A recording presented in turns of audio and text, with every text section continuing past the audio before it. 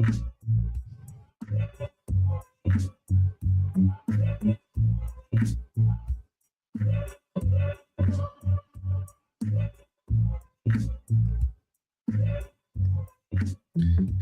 right. Once again, it is Monday, July 6th. Welcome to the Hidden Paths. We're back and better than ever. I'm here with your host, Mr. Carbon Mike. How you doing, man? Everything is lovely. How you doing, bro? I am doing good. We have a special episode for you guys today. We're just doing, hot topics, things that's in the that is making the political grounds, political headlines. There's several stories that we're going to get into. Graham Platter, I think his name is how you say his name, out in Maine, is facing some pressure to drop out of the Maine Senate race by Senate Democrats. He is a Democrat amidst his sexual assault allegations. Yeah, so we got that. Also, we got a Second Amendment topic to talk about as well. The Supreme Court has granted cert to hear Connecticut and Cook County, Illinois assault weapons ban, AR-15 and semi-automatic rifles ban.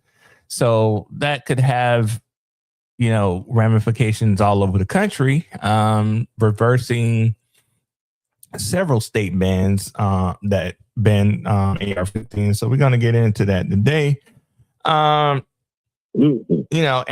other various topics. I want to thank everybody for joining us on this Monday evening. We know that you have several of the podcasts that you could be listening to, so we thank you for listening to us. My name is Carl. I am going to be the producer here, but Carbon Mike is going to be the one that's taking us to church tonight. So hope everybody is chilling, sit back, relax,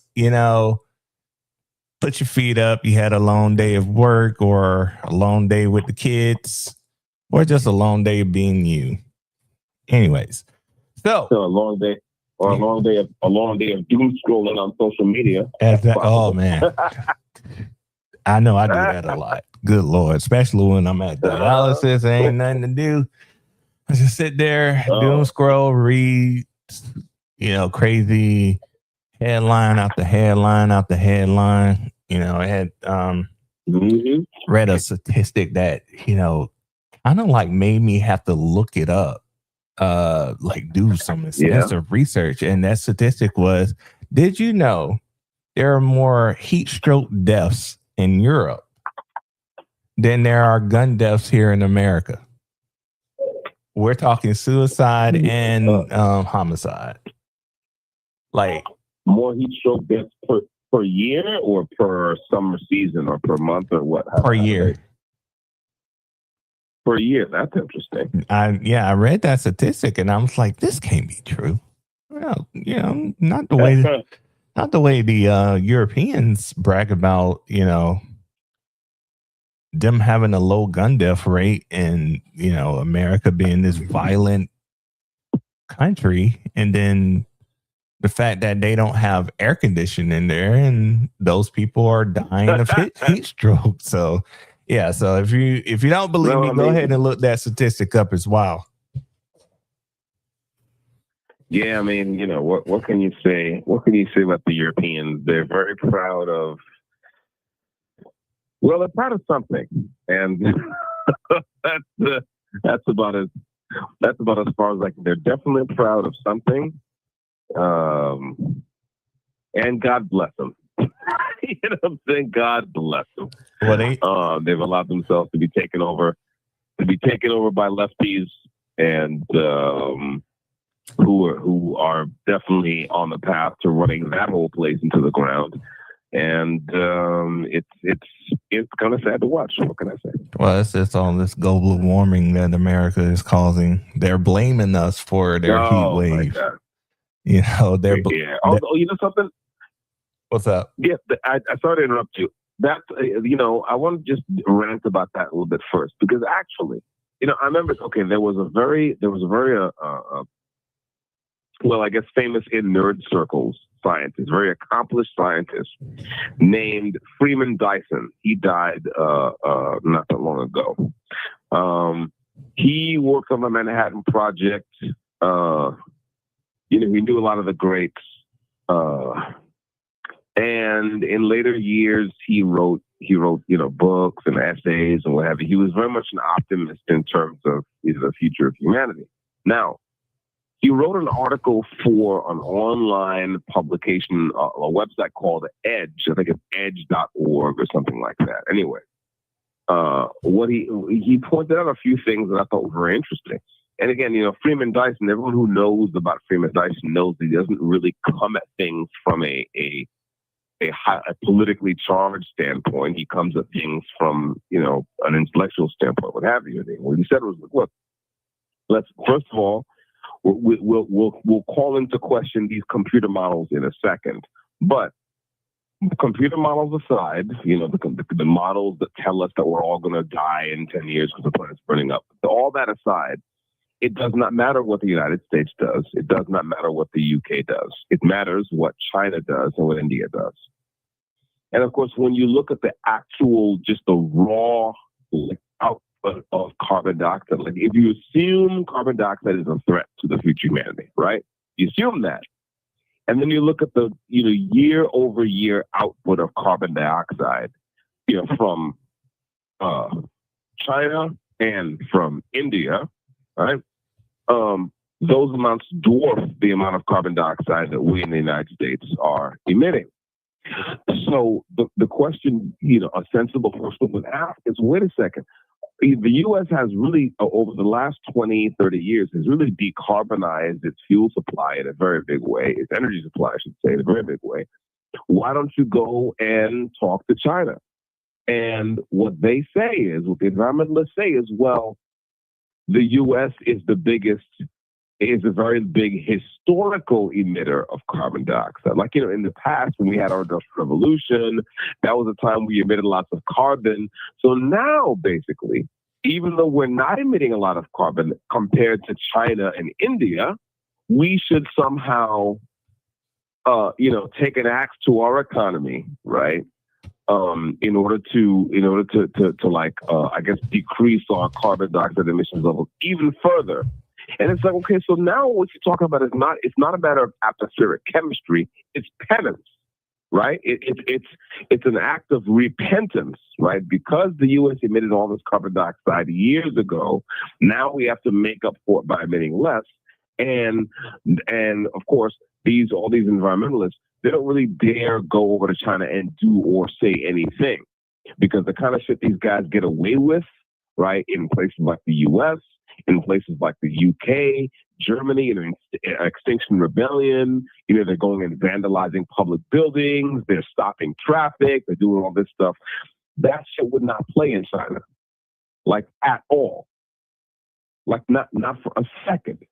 So I just find it interesting that some of us in the West are kind of targets of this kind of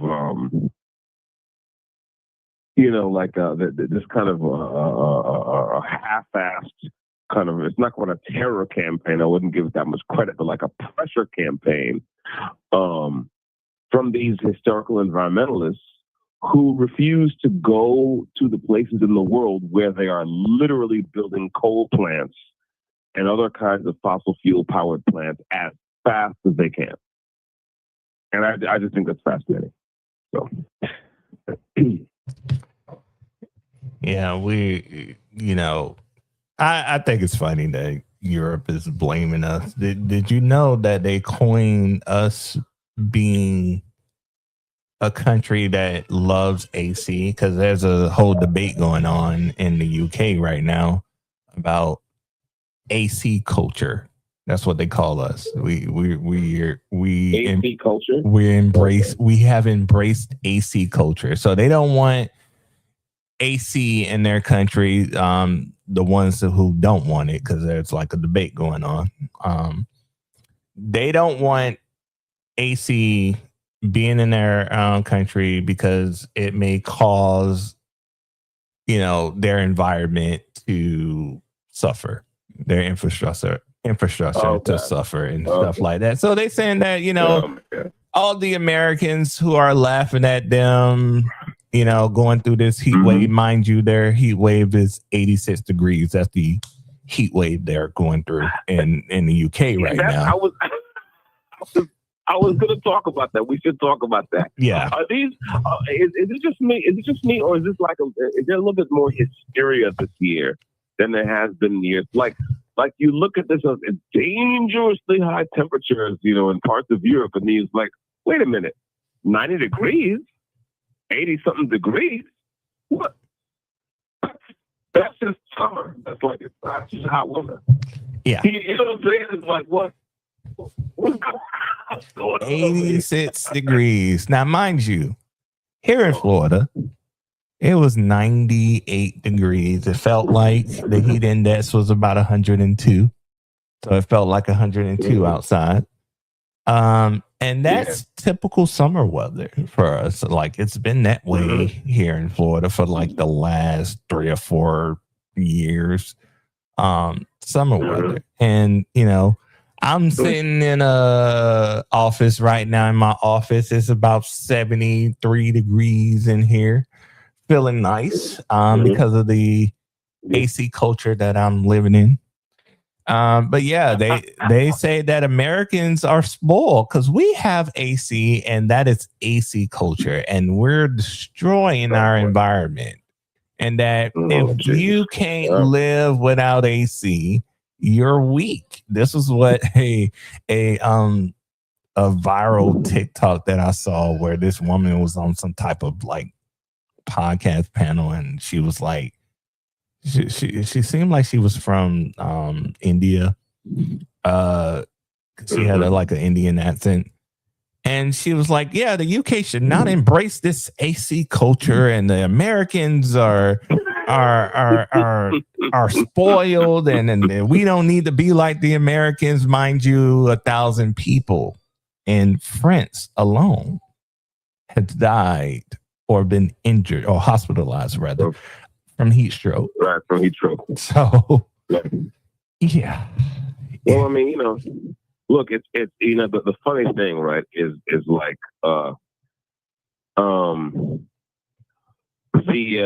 we have to be thankful that the environmentalists have done a lot of damage here in the U.S. and continue to do a lot of damage economically and ecologically. And we could talk about California, where the environmentalists got everyone to basically stop cutting down trees in California's in many of California's forests, which means that when trees die, basically the density of trees increases to the point where enough dead trees, and you get the Santa Ana wind, and you get some ignition condition, whatever it is, and you have forest fires, right? And people who are knowledgeable about this stuff will tell you that, either you harvest trees from forests on a regular basis, or nature will harvest them for you, by way of forest fires. That's just how that works. California, by the way, is or could be a very wealthy state. I mean, they've got oil, but they can't touch any of it. I think the Trump administration just opened up a few drilling leases off the California coast, somewhere in the Pacific Ocean. And of course, environmentalists do a fit. There's kind of on the left, there's this kind of culture, kind of a thing that basically says you shouldn't build anything anywhere ever, right? But in Europe, it's worse. In Europe, it's markedly worse, and they're paying a higher price for it in terms of, the discomfort and unpleasantness faced by many of their citizens. And it's it's sad to see. I'm not. It's not a pleasing thing to hear about people dying unnecessarily of heat stroke. But there you have it. I mean, Germany is Germany is an interesting example, because Germany at one point at least had some nuclear power plants, what have you, and then for Fukushima, the accident at Fukushima happened, and I guess someone in power panicked and said, "Okay, we have to just completely come off nuclear power and come off fossil fuels." But of course, they can't really come off fossil fuels, so they went to wind and solar. They had this whole program where we're going to, shut off nuclear. We're going to go to green energy. But of course, since the green energy is intermittent, the sun doesn't shine all the time. You have to have backup generators that are running to kind of supply the grid when the wind isn't blowing or the sun isn't shining. And so this many years later, Germans are paying more for their electricity, and their grid is less reliable than it was before they started this program. I think they call it the Energiewende. So yeah, nice job, Germany.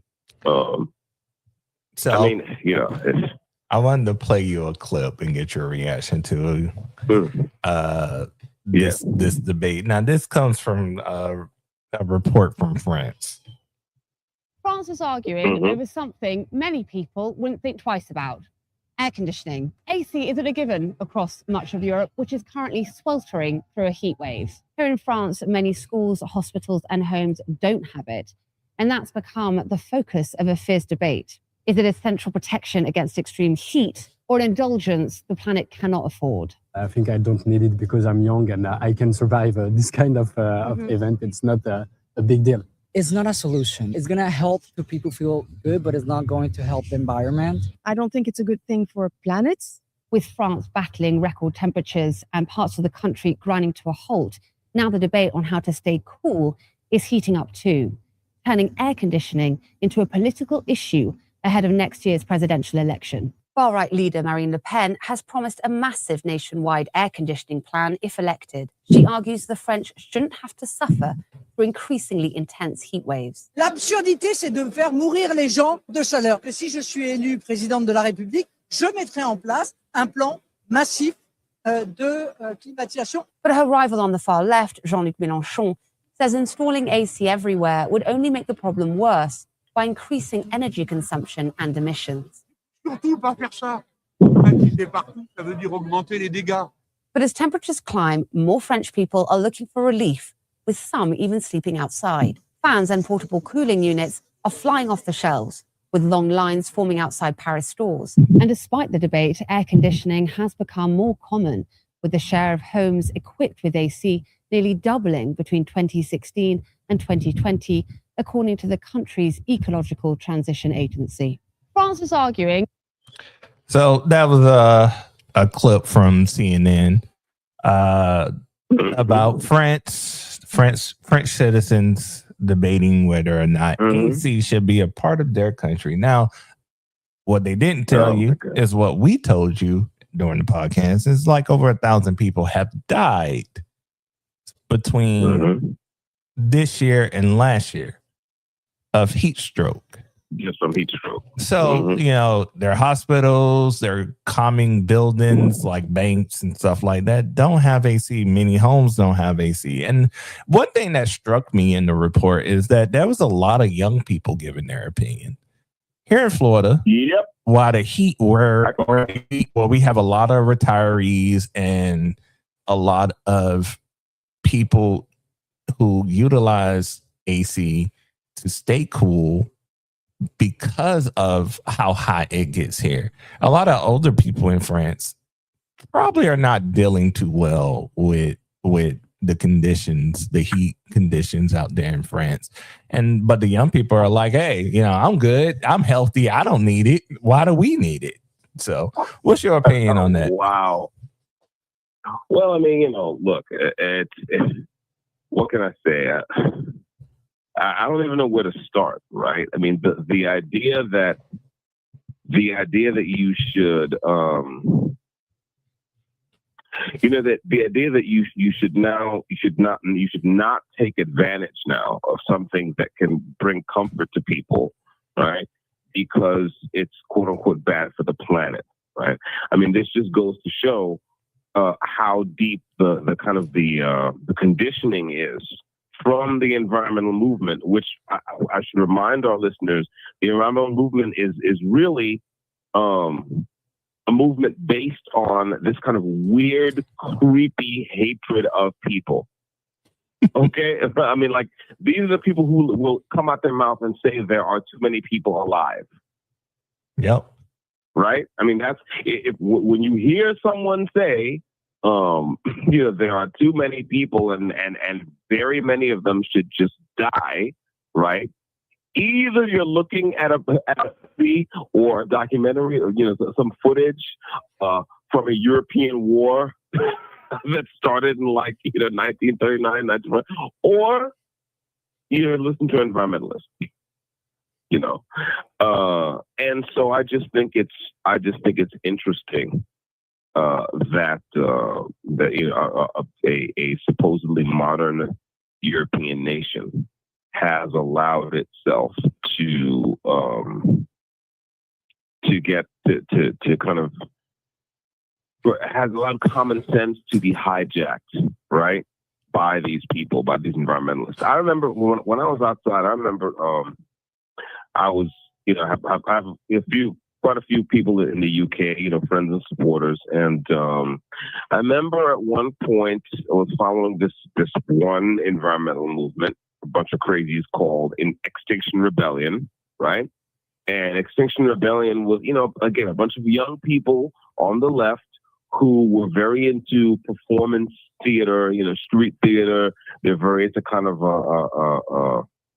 public hysterics, vandalism, literally stopping traffic, lying down in front of highways and public roads, so that you create a huge traffic jam and everyone's just sitting there with their engines running at maximum inefficiency while you weep about the climate. Anyway, at one point there was an Extinction Rebellion demonstration where they tried to stop, and actually they stopped for a while, an electric commuter train. An electric commuter train. They were like, we're concerned about the environment, so we're not going to let this electric train that's taking people to work get where it's going to go. And I think this was a place in the UK called Canning Town, if I'm not mistaken. And eventually what happened was, like, the sensible people who were on the train waiting for these people to get out of the way to go to work, basically dragged these dudes down off the top of the train where they were acting the fool and sent them about their business and said, okay, come on, we're going to go to work. And when they interviewed, when BBC or whoever it was, interviewed one of the leaders of Extinction Rebellion, and asked them, said, well, listen, you're an environmentalist group. Okay, so why are you, demonstrating, right? And stopping an electric train. And what the woman said was, well, if we hadn't done that, I wouldn't be on TV talking to you right now. Mm. I mean, that's the level of, you see what I'm saying? So they trying to stop people from going to work, making a living, right? Just so they can have a viral moment. Yes, that's exactly right. That's exactly right. And again, it doesn't help, of course, that we have kind of our culture here and the culture over there has been kind of taken over by a worship of experts. Right, that's the other problem. Expert worship. Well, with expert scientists have said this, so it's obviously correct. So on and so forth. And I'm always hearing this about people who don't know anything about the history of science and about the history of scientific change and scientific breakthrough. They think science is a set of fixed facts for some strange reason. But yeah, it's this is what happens when you allow these kinds of people to kind of take over the commanding heights of culture and to seriously influence your government. In fact, when you elect governments that are willing to listen to this craziness, right? Instead of electing serious people, right, who are there to solve serious problems and do serious things for the country, you elect people who will look at this nonsense and they'll jack it. You remember Greta Thunberg? Oh, how could I forget about her? How dare I forget? Right? Right. Yeah, I remember. And you remember how, like, Like she got up on her little thing in front of these world leaders, right? And it's like, this is a teenager who does not know anything. She was scolding. And instead of these, right? And instead of these world leaders who are supposed to be, again, serious people, right? Dealing with serious matters on behalf of some people in their country that elected them. Instead of them saying, okay, that's very nice. Thank you. Let's move on to talk about serious. They jacked it. They were like, oh, she, with her magical ability to see carbon dioxide in the air, because that's what her mother said about her. She has the ability to see carbon dioxide in the air. Oh, right? Wow. And her mother, who was basically a frustrated show business mom, go look at the history. No, I'm not making it up. At one point said, yeah, Greta is special. She can actually see carbon dioxide, which is, by the way, an invisible, colorless, odorless, tasteless gas. But she can see it in the air somehow. You know, fire departments around the country, around America, should employ her, because there's a lot of carbon monoxide deaths that's happened during natural disasters because people have their generators out. Listen, I mean, but I really, again, I think that there is definitely a legitimate discussion to be had about pollution, right? There's a discussion to be had about forcing industry to clean up after itself. I think that's entirely legitimate, right? I'm pro industry. I'm also pro cleaning up after yourself. That makes sense to me, But the idea that, but this is not that. This is something else. This is the idea that, like, humanity is fundamentally a problem, and that what would really be best, right, is for most of us to die. That's where these people are at in their heads. They want to save the planet, and that's a problem. Yeah. Okay. Yeah. I mean, Don't you want to save the planet? Listen, the planet was here before we showed up. The planet's going to be fine, right? But we are here, and when we have a duty to, look, it's like we are. It's true. We are creatures who are able to kind of rationally make changes in the biosphere. So to me, that imposes a special responsibility, but it's a responsibility of stewardship. It's not a responsibility of curl up, right, do nothing, and just pretend that you like that your ability to reason and do technology has no right purpose, right? And you see, this is. I mean, we don't have time tonight to get into the whole roots of this madness, but I'll just say that it is very unfortunate to see entire nations kind of enthralled to this thing. And I'll just say this: you have 1 minute left. The paranoid side of me thinks that much of this hysteria, especially coming from the European countries, is really just a cover for their program, which involves, among other things, keeping third world economies in a permanently extractive mode. Like I really do see environmentalism as the dead hand, or the not so dead hand, of colonialism. Which a lot of these same lefties would have a problem with, but they don't see the connection. And I do, because I've looked at it enough on the numbers. Anyway, let me drop and I'll call you back. All right. Once again, everybody, I want to thank you for joining us this evening caller has hung up. On the Hidden Path. You're not on the beaten path. You're on the hidden path with Carbon Mike. I'm your co-host and producer, Carl, from Your Smart Ass Carl YouTube channel, and formerly X account.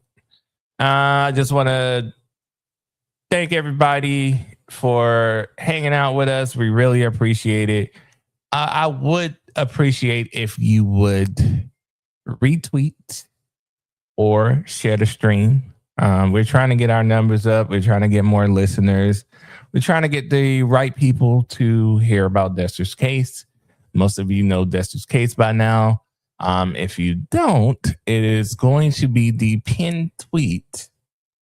I'm getting ready to tweet out here in a second on the Hidden Paths account.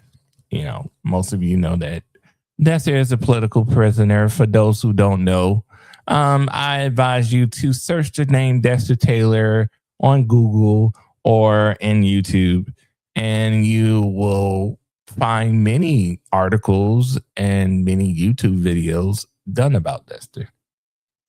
We are just sitting here talking about various topics. Right now, we're talking about the heat wave 2026 that is plaguing Europe right now, particularly France. France and the UK rather, is having a debate on whether or not AC should be built in homes, hospitals, other government buildings. So people can not die of heat stroke. Now, mind you, their heat wave, particularly in the UK, is 86 degrees. That is a normal spring day here in Florida. Like, I would be happy if it was just 86 degrees outside. It would actually make it bearable to go outside. Man, this weekend, it was hot. This 4th of July weekend was so hot. You know, it kind of got rained out towards the end on Saturday, but man, during the day, it was extremely hot. You know, had to drink at least a couple of bottles of water, which I can't drink too much of because, whole dialysis thing. So I got to watch how much I drink. Good news. I believe I received a call from my nurse care coordinator today. I missed the call, unfortunately. It seems as though, because I got the voicemail, it seems as though I may have been placed on the transplant list. Not counting my chickens before they hatch, but it seems that way because she sounded very excited, like she has good news. Unfortunately, I wasn't able to get back in contact with her because I got the voicemail a little too late. Anyways, I hope everybody is doing well. I have I got some old clips to play for y'all. Listen to this.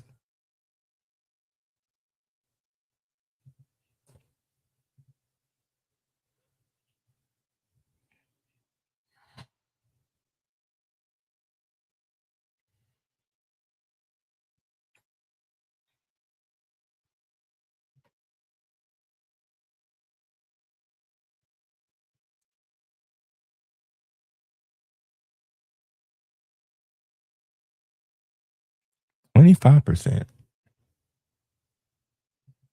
So French homes only has 25% of them. 25% of the population only has AC. Only has what? How am I talking today?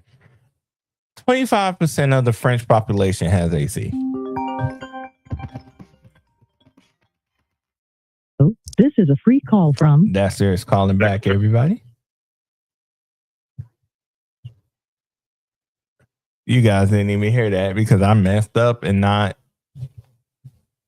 play the clip, but I'll play it next break.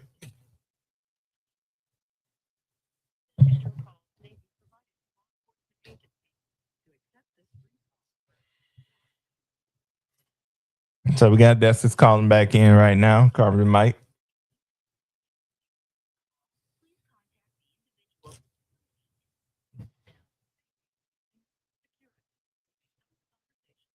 All right. Welcome back to the show, everyone. You're not on the beaten path. You're on a hidden path. We're giving you the hidden path to politics right now. We're talking France and Europe's heat wave and how the environmentalists in these European countries are basically demanding that the government do not do anything about this heat wave because they believe installing AC units in homes and in buildings will actually increase energy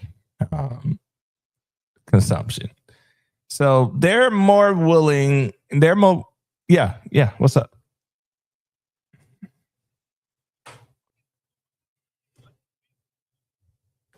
Oh, yeah, that is true.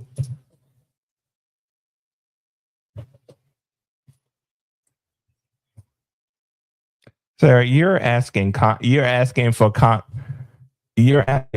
sense in a place where common sense is frowned upon. Common sense to these people is like saying the N-word. You just can't say it. So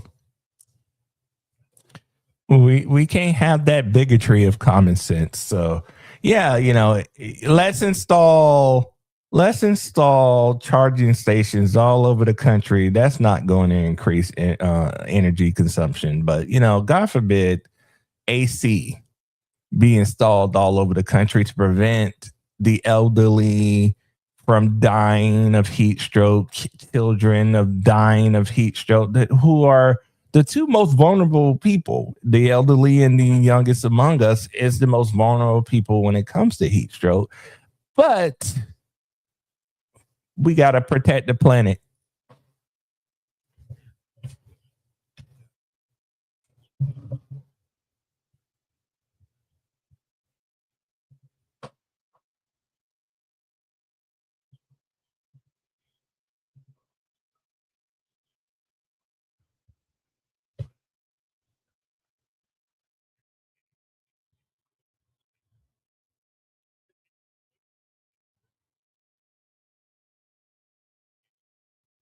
To have, indoor climate control where you can kind of take the edge off the heat. I think that's awesome. That's a great technological advantage. And yeah, apparently some people think that's no good, but of course, by all means, plug in your electric car.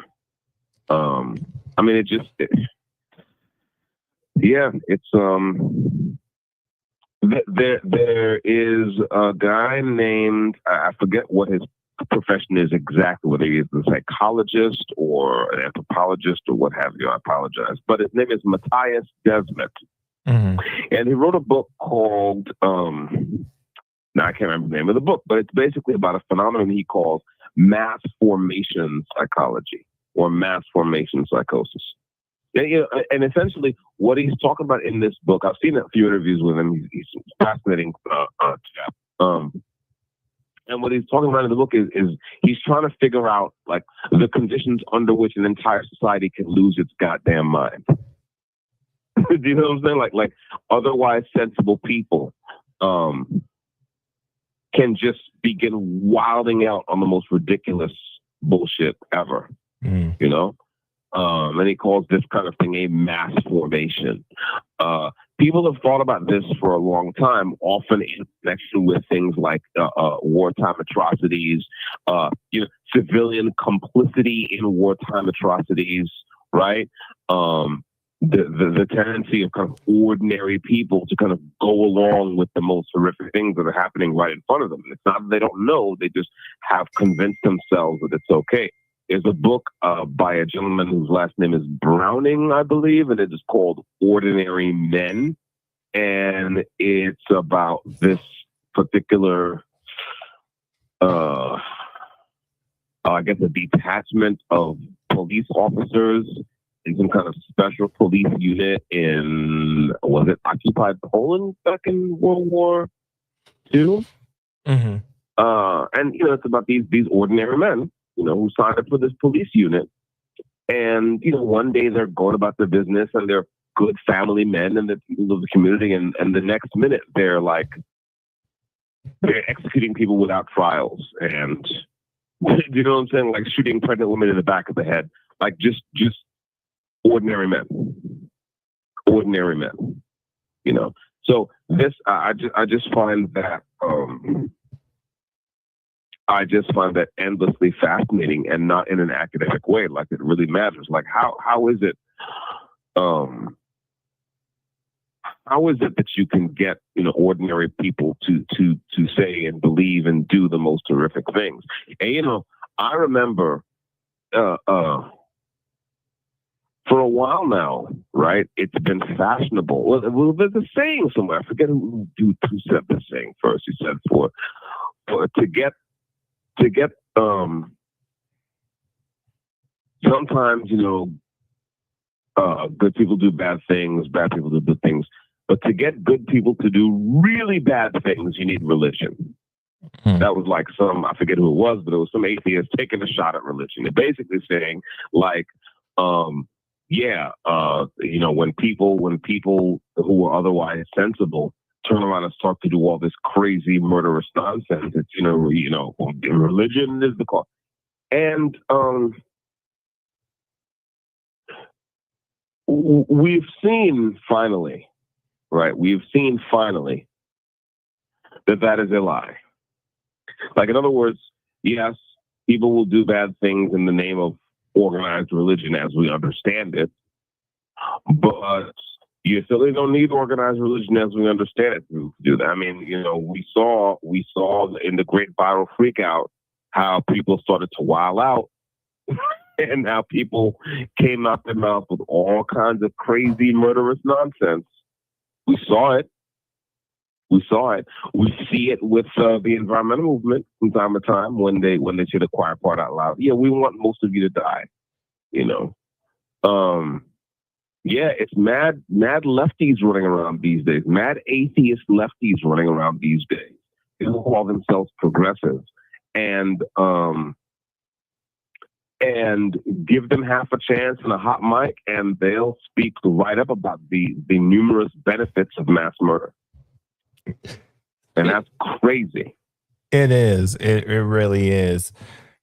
So we're at the top of the hour. It's 8 p.m. I am going to go ahead and transition to the next topic. You had said something. It's got to be platinum. It's got to be platinum. We're gonna save him. Please let me platinum. We're gonna save him for the we're gonna save him best for last. Best for last. We'll talk about him in the 9 o'clock hour. But wait a minute. I just talked about mass murder, and here you had someone who used to have a Nazi tattoo. So I figured. Speaking of mass murder, there's a topic that speaking of mass murder and lefties, there's a topic that lefties loves to, talk about and make a person like myself, a person like you feel bad. And I say that with, air quotes, because neither one of us feel bad about it. No, not at all. The Second Amendment, particularly the AR-15. So, oh my goodness. It was recently in the news that the Supreme Court has finally granted cert to hear two cases actually.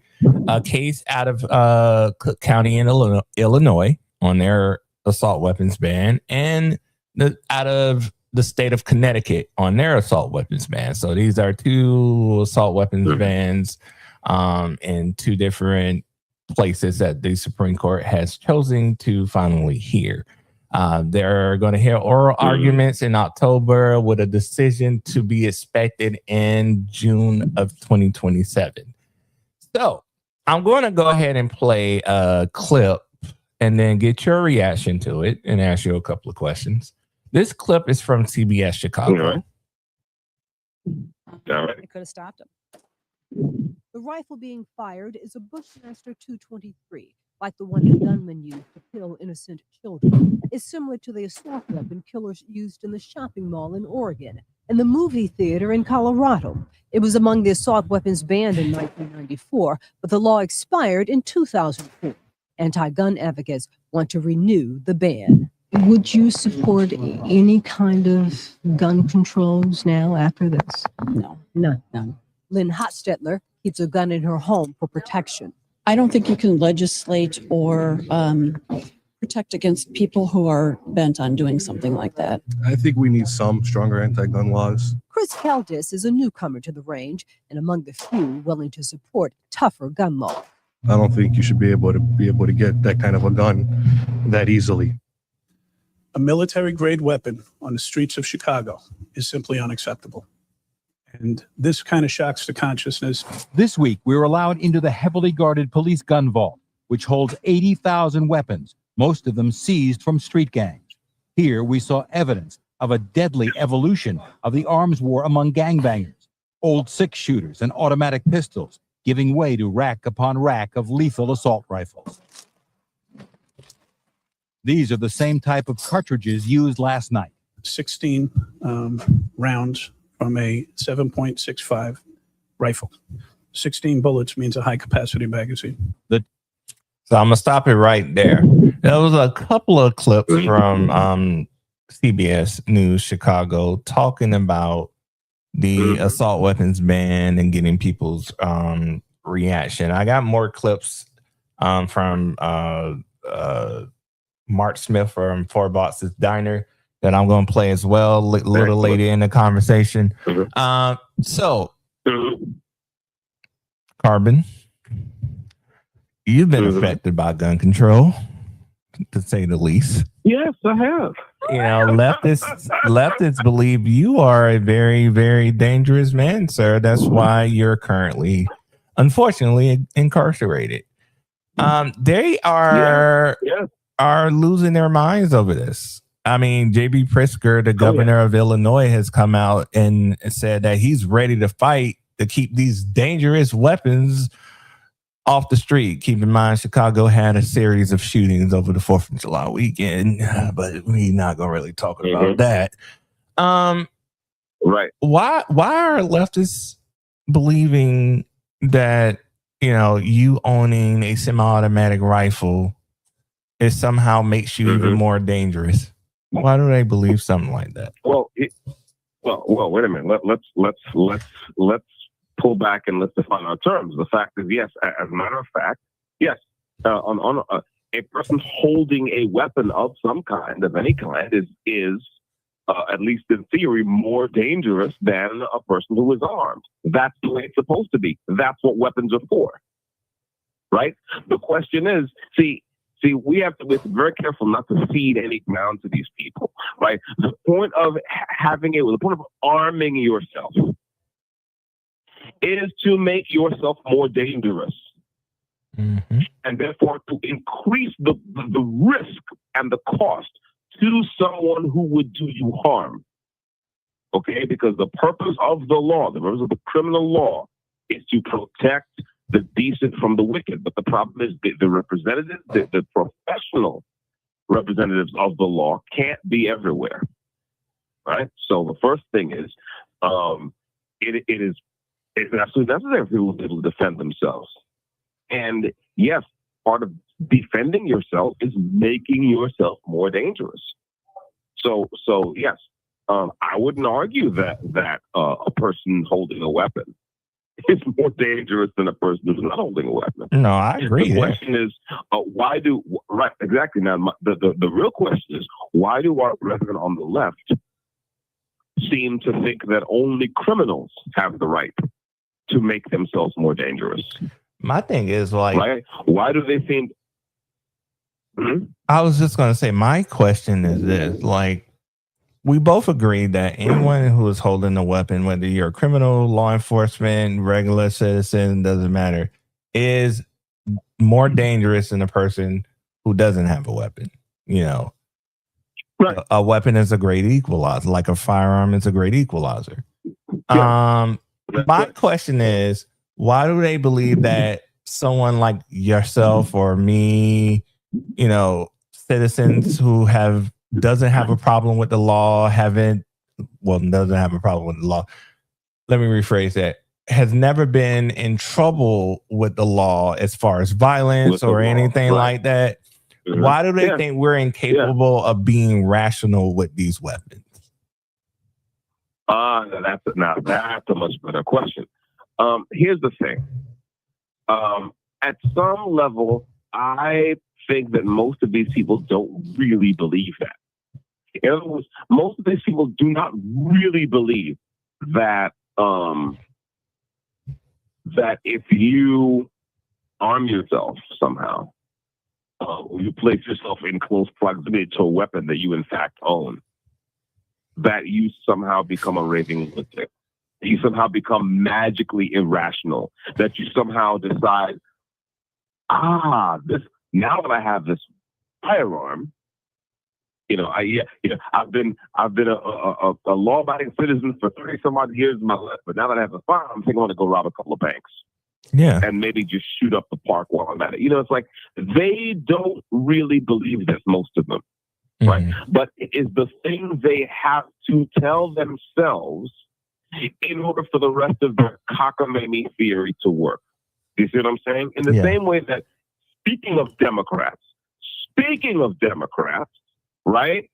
Slave owners, right? And at the time when chattel slavery was the law in the United States. Speaking of Democrats, slave owners constructed a very complicated kind of mythology in their minds. They made something up and told themselves that black people were not really people. Now, did they believe that? Of course not. Don't be stupid. Of course they didn't believe that. When you're looking at a man, huh? You know when you're looking at a human being like you, huh? A human being that feels, that suffers, that grieves, that laughs, that sings, that dances, that uses complex machinery and tools and what have you, that can teach itself, that can be taught how to read and write.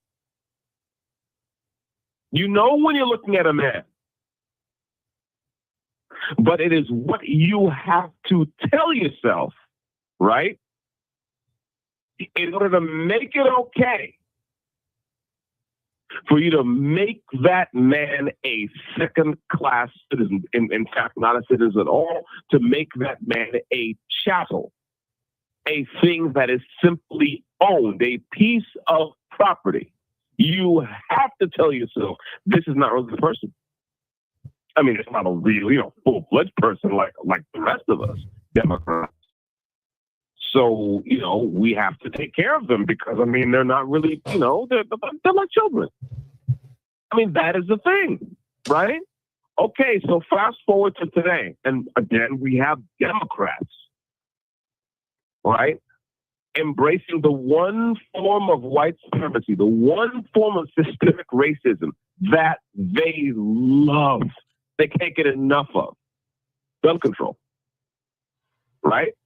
Listen, they will jump, and look, don't take my word for it. Go look at YouTube. They will jump out on all kinds of things when it comes to free speech. Right? They will, and by the way, look, I have no particular grudge against Jimmy Kimmel, but if God forbid someone makes a phone call and says Jimmy Kimmel, he should be fired, right?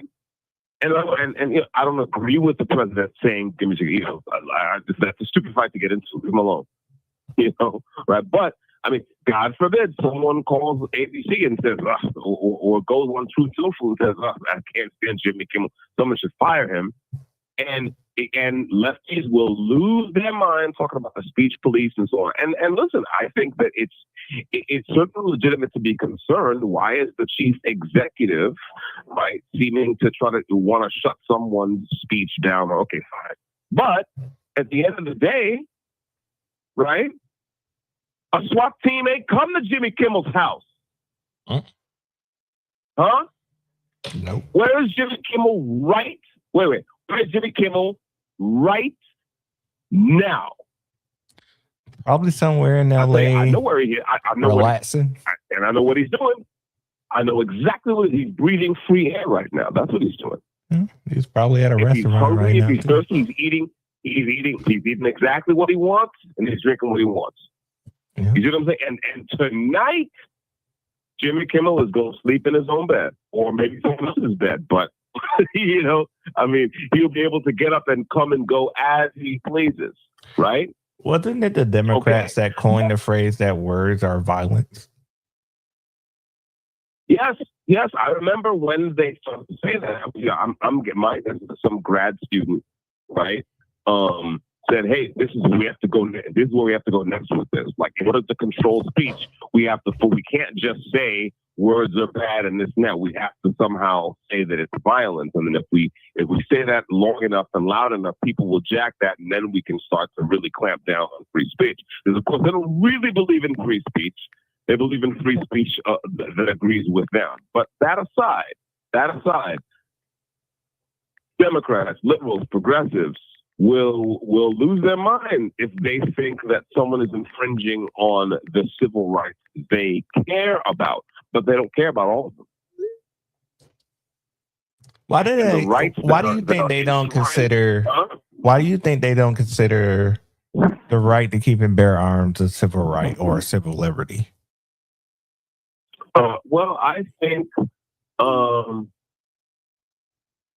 that's a good question. I think it probably differs depending on who you talk to. For example, I think the professionals, like the political hacks, in other words, I want to draw a distinction between, everyday kind of lefty college grad who's just broke and pissed off at, capitalism. But I want to distinguish them from, let's say, the Kamala Harrises of the world, right? And the tampon Tims of the world. Like the professionals, the political hacks on the left, the reason they don't jack these inalienable rights is because they have a plan for us. And that plan will never work unless we all give up our weapons.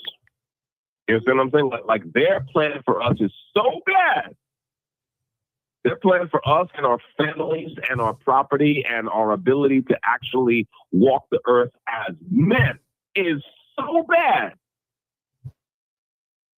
that it's never going to fly. They're not even going to fix their face, talk about the real plan, unless first they have disarmed us all. That's why I think they're not jacking the Second Amendment. Because they certainly have no problem with the idea of civilians carrying firearms. That is not the problem. That is definitely not the problem. Right? And they're under no illusions, by the way, that quote unquote police training, gives you a police force that is somehow magically wise or just or prudent, or that even possesses kind of basic fire control. Or muzzle discipline. No. They know that's not true. It's just that the way they want to engineer society, they know that society, American society anyway, is never going to jack that. And so they have to disarm us first. That's just how that is. Yeah. Right? Now, go on. No, I was going to ask you a question. Finish your point, but I want to ask you a question after this. Yeah, so and I think rank and file lefties, just people who are not part of the machine. In other words, I think some of them are just pacifists. God bless them. You know what I'm saying? Some of them just have they've grown up in these lefty progressive households where they were never taught that violence has a right purpose.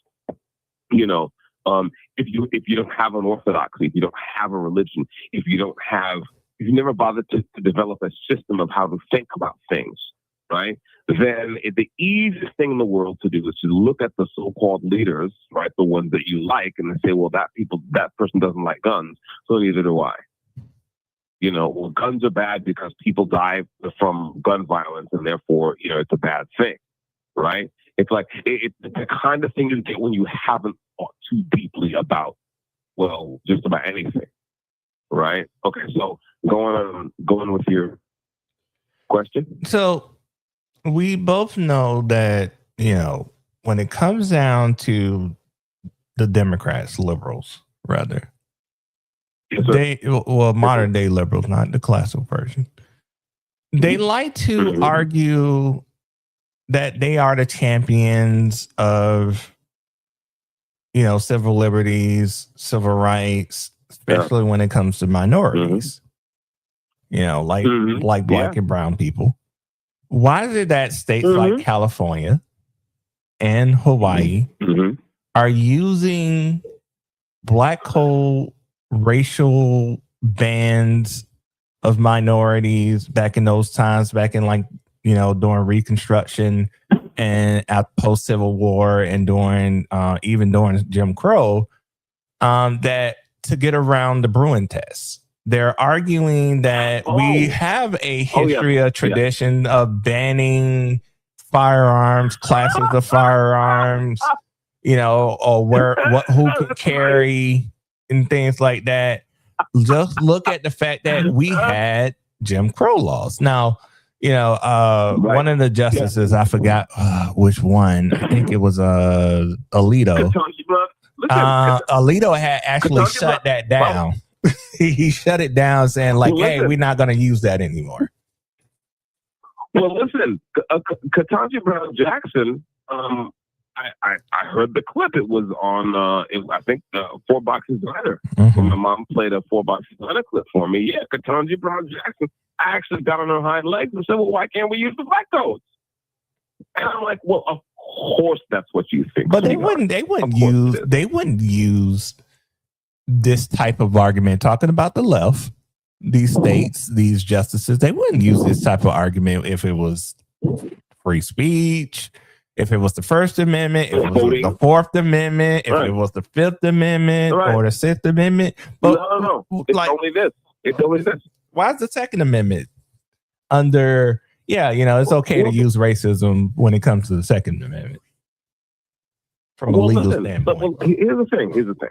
Yeah, so we should just, for some background for those who don't already know, the Bruin decision in 2022, what the Supreme Court did in that decision was they said they established a new test for the constitutionality of state gun laws, right?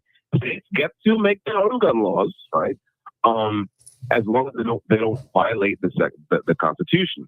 And the test, the Bruin decision established a new test for how to determine whether a state's gun laws, whether this or that gun law is constitutional.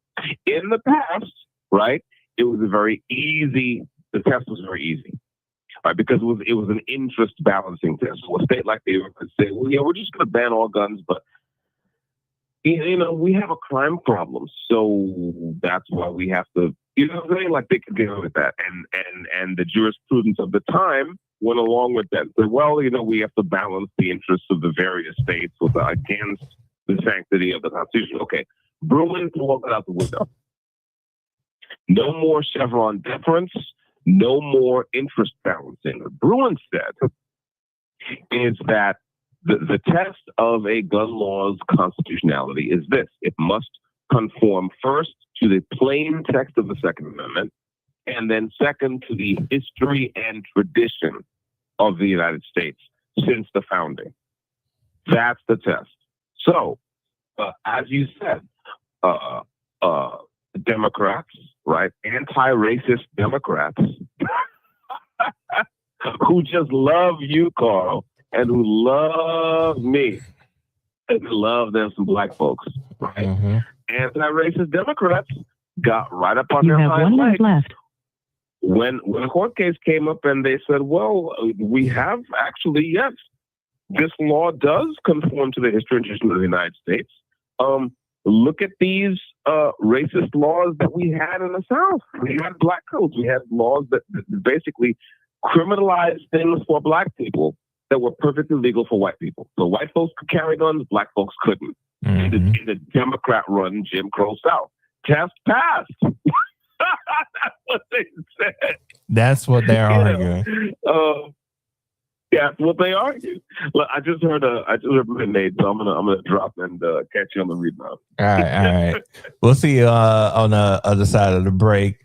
Once again, everybody, I want to thank you for joining us on the Hidden Path. We are talking about the Supreme Court granting cert to a couple of assault weapon ban cases out of Cook County, Illinois, and the state of Connecticut. Dessa had mentioned that Democrats love black people. That's right, because his governor said this. young black kids growing up in the Bronx who don't even know what the word a computer is. I'm using something here. I can't figure out what exactly these two things are to produce this podcast right now. Hopefully Kathy Hochul can help me figure it out. But This is a free call we from are taking a deep dive into this conversation in the 8 o'clock hour. Stay tuned. In the 9 o'clock hour, we're going to be talking about Graham Planter. Well, I don't know why I can't say his name right now. He is a Democrat Senate candidate in Maine. He's trying to win his election, but Democrats are calling for him to drop out because of sexual assault allegations. I mean, this man has been accused of walking into someone's home and positioning them for sex. Crazy. Start the conversation now. Welcome back, Carbon Mike. Once again, everybody, we are sitting here talking about the assault weapons ban out in Connecticut and Cook County, Illinois, that is going to be heard before the Supreme Court in October. So I wanted to get Mark Smith in here from Four Bosses Diner. I got a video from him. I'm not going to play the entire video, but I'm going to play like the first 5 minutes so Dexter can get a feel of what Mark is talking about, and then we're going to discuss it. Major breaking news. The United States Supreme Court, as I indicated was likely going to happen, has just granted cert to Viramontes versus Cook County, and also granted cert to Grant versus Lamont, two huge cases involving the question of whether or not AR-15s can be banned under the Second Amendment. Semi-automatic rifles and AR-15s are in play. And as I told you before, if the Supreme Court grants cert in these cases, we're going to win them. We're going to win them. And I said, I thought we were going to get a case this year. And guess what? We've just done it. Huge news. Let's break it down. Very exciting. This makes Christmas come early for Americans. Let's break it down when we come right back. Constitutional attorney, member of the United States, 26 gun. Happy just granted cert in two Second Amendment cases, both of which asking the question whether or not under the Second Amendment can states like Illinois, California, and New York ban semi-automatic rifles like the AR-15. As I predicted, and as Justice Kavanaugh indicated, we were going to get an AR-15 ban case in the next term or two. I said it was going to be next term because I thought this particular term that just ended right here and right now was too explosive when it came to Trump-related cases. And I said that I thought the AR-15 case would be next term after these Trump-related cases got the dock cleared, if you will. The docket got cleared, and now that has occurred. And that's right. The U.S. Supreme Court has just granted cert and entered order saying that they're going to hear two cases, one out of the U.S. Court of Appeals for the Second Circuit in New York City. That's the Grant versus Lamont case. And the other of the U.S. Court of Appeals out of the Seventh Circuit in Chicago. That is the Viramontes versus City of Cook County or Cook County. And both, this is important, folks, the same law firm, the major law firm, Cooper and Kirk, who we've occasionally had on this channel, by the way, is going to be presumably the main lawyers on both of these cases because it is both of their cases. That's right, the law firm of Cooper and Kirk is the law firm both in the Grant case out of the Second Circuit, and they're the law firm out of the Seventh Circuit in Chicago. And by the way, these are cases, I believe, that are involving the Firearms Policy Coalition, the Second Amendment Foundation. This is a very big deal, folks, and there's a bunch of other groups that are involved with this, I'm sure. But whatever it is, the bottom line is, as I've told you before, if the Supreme Court grants cert in an AR-15 ban case, we're going to win. I stand 100% by that prediction. In fact, to make it even better, and we're going to get to these other Supreme Court cases that were decided, the last couple of days. We're going to break each down, so you are the smartest person in the room. But the most important thing to understand from the Barber versus Trump case involving the birthright citizenship, which is a decision I disagree with the majority, but again, that's a separate video. But here's what you need to know. In the Justice Brett Kavanaugh concurrence in that Barber case, he talks about the Second Amendment protects, listen carefully, the Second Amendment protects semi-automatic handguns. semi-automatic handguns is what Justice Brett Kavanaugh wrote in his concurrence in that Barber versus Trump case dealing with birthright citizenship. And that is exactly right. Now, that is a sign. And by the way, he cites to his own dissent in Heller versus 2 from 2011 when he was on the DC Court of Appeals, which I keep telling you, and I've said this for some time, you all know this, that the dissent from Justice, but then Judge Kavanaugh in the Heller 2 case is going to become the law of the land. And it is my prediction, and I'm going to go out on a limb here a little bit, that when the AR-15 decision is written in our favor, when we win and AR-15s cannot be banned and semi-automatic rifles as a general matter cannot be banned, when that opinion comes out in June of 2027, my prediction is that Justice Brett Kavanaugh will write the majority opinion, and he will vindicate his dissent in Heller 2, which he wrote when he was on the U.S. Court of Appeals for the D.C. Circuit in 2011. The bottom line is, folks, that this is massive news. It is exactly what we needed. It is exactly what we wanted. This is the key. If you knock out these bans on AR-15s and semi-automatic rifles, and you make clear when a gun can be banned and when it cannot be banned, which will be very favorable to us, by the way, this will destroy, frankly, hundreds of millions of dollars, if not more, of anti-gunner resources that have been devoted to this very question. And of course, it will make the most popular rifle in America protected under the Second Amendment, which means our friends in Illinois, in California, in Hawaii, in New York, in New Jersey will all be able to own these guns. And again, we're going to win this case. We're going to. I'm going to stop him right there. So here we go. Mark Smith, Mark W. Smith, 4Box designer on X. He seemed pretty confident. I'm pretty confident. I've been, watching different videos. Different lawyers break this case down. They're pretty confident because there's already been set a precedent since Heller. They're really looking at what is in common use, and the AR-15 and other semi-automatic rifles are the most popular rifle in the country. There's more AR-15s sold each day than the most popular pickup truck, which is the Ford F-150 in America. So, Dexter. Yes. Yeah. AR-15s being in common use. Yes. How do you think this this case is going to go? How do you think they're going to argue it? Well, I mean, listen, I'm fully, well, first of all, I agree with Mark Smith. I understand why he sounds so happy, and I'm happy too, because it's quite obvious that the Supreme, we have the same makeup of the Supreme Court.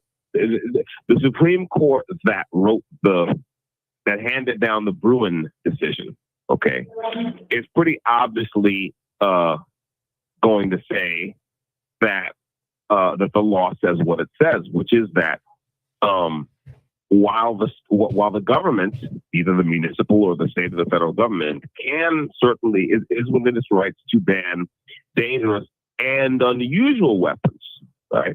That is to say, yeah, you can't, a citizen can't own a nuclear weapon, right? Mm-hmm. A citizen can't tow a howitzer around Central Park, right? These are dangerous and unusual weapons. But the AR-15, semi-automatic rifle, again, the most popular rifle in America, as you correctly pointed out, it's dangerous because it's a weapon. So it's dangerous by definition. All weapons are dangerous, right? Or at least potentially. But it's not unusual. And that's the end of it.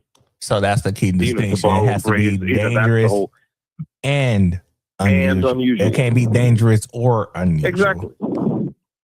No, it has to be dangerous and unusual. And there is no kind of rational way of looking at the world in which you can come to the conclusion that AR-15s are unusual. They are simply not. Right. And let me just, for those who are listening, I don't know, who's listening now, who's kind of, maybe more of a centrist or more on the left. But the fact is that, first of all, let me back up a second, because I just want to address this matter of, assault weapons. Right? Now, the United States Army, I'm not sure about the other branches of service, but the United States Army has a technical definition of an assault rifle. Mm-hmm. And an assault rifle, okay, is something that is capable of being used in, as a machine gun. It's right. In other words, it is capable of fully automatic fire. That is to say, you hold the trigger down, and the rifle will continue discharging rounds for as long as you have the trigger depressed. That's fully automatic. And so a fully automatic rifle, an assault rifle, is a rifle which, among other things, is capable of fully automatic fire. Okay. The AR-15, the stock AR-15, absent certain modifications, which are illegal if you don't have the paperwork, absent certain modifications, this is not an assault rifle at all. Like the AR-15 that you can go and you can buy from an FFL in your neighborhood, the AR-15s that I built myself, these are semi-automatic. You depress the trigger once, and the rifle discharges a single round, and you can hold the trigger down from now until whenever, but no more rounds will exit the weapon unless you release the trigger, reset the trigger, and depress the trigger again. One round discharged per operation of the trigger. Now, why do you hear all these lefties talking about assault weapons? Well, because that is it's my theory that assault weapon is a term that gun controllers have made up so that in the minds of the uninitiated, in the minds of people who don't really understand these weapons or how they work or don't care to understand them or how they work, when they hear assault weapon, right, they will right away think of military fully automatic weapons. They'll think of machine guns, right? And so they'll think, well, yeah, these machine guns, they're terrible. We can't have these are not machine guns we're talking about. They are not machine guns. That's the first thing, right? And the second thing is that, gun controllers have made a lot of hay about optics. Well, this is military style. And yes, the fact is that the AR-15 comes from a design family of weapons, okay, that came out of the mind of a gentleman named Eugene Stoner, who developed the M16 machine gun, this assault rifle that I believe first saw action in the Vietnam War. Okay. Yeah. That's correct. Stoner's great innovation was to make this highly modular weapons platform. Okay. And but the AR-15 is not functionally the same as an M16, for example, because an AR-15 that you can buy and that people do buy every day in great numbers in America are not machine guns. They're not fully automatic. They're semi-automatic, right? So assault weapon turns out to be this kind of meaningless term, because if you ask what the technical definition of assault weapon is, I think recently a bunch of gun controllers said, well, if it's got a pistol grip, it's an assault weapon. Or if it's got a detachable magazine, it's an assault weapon.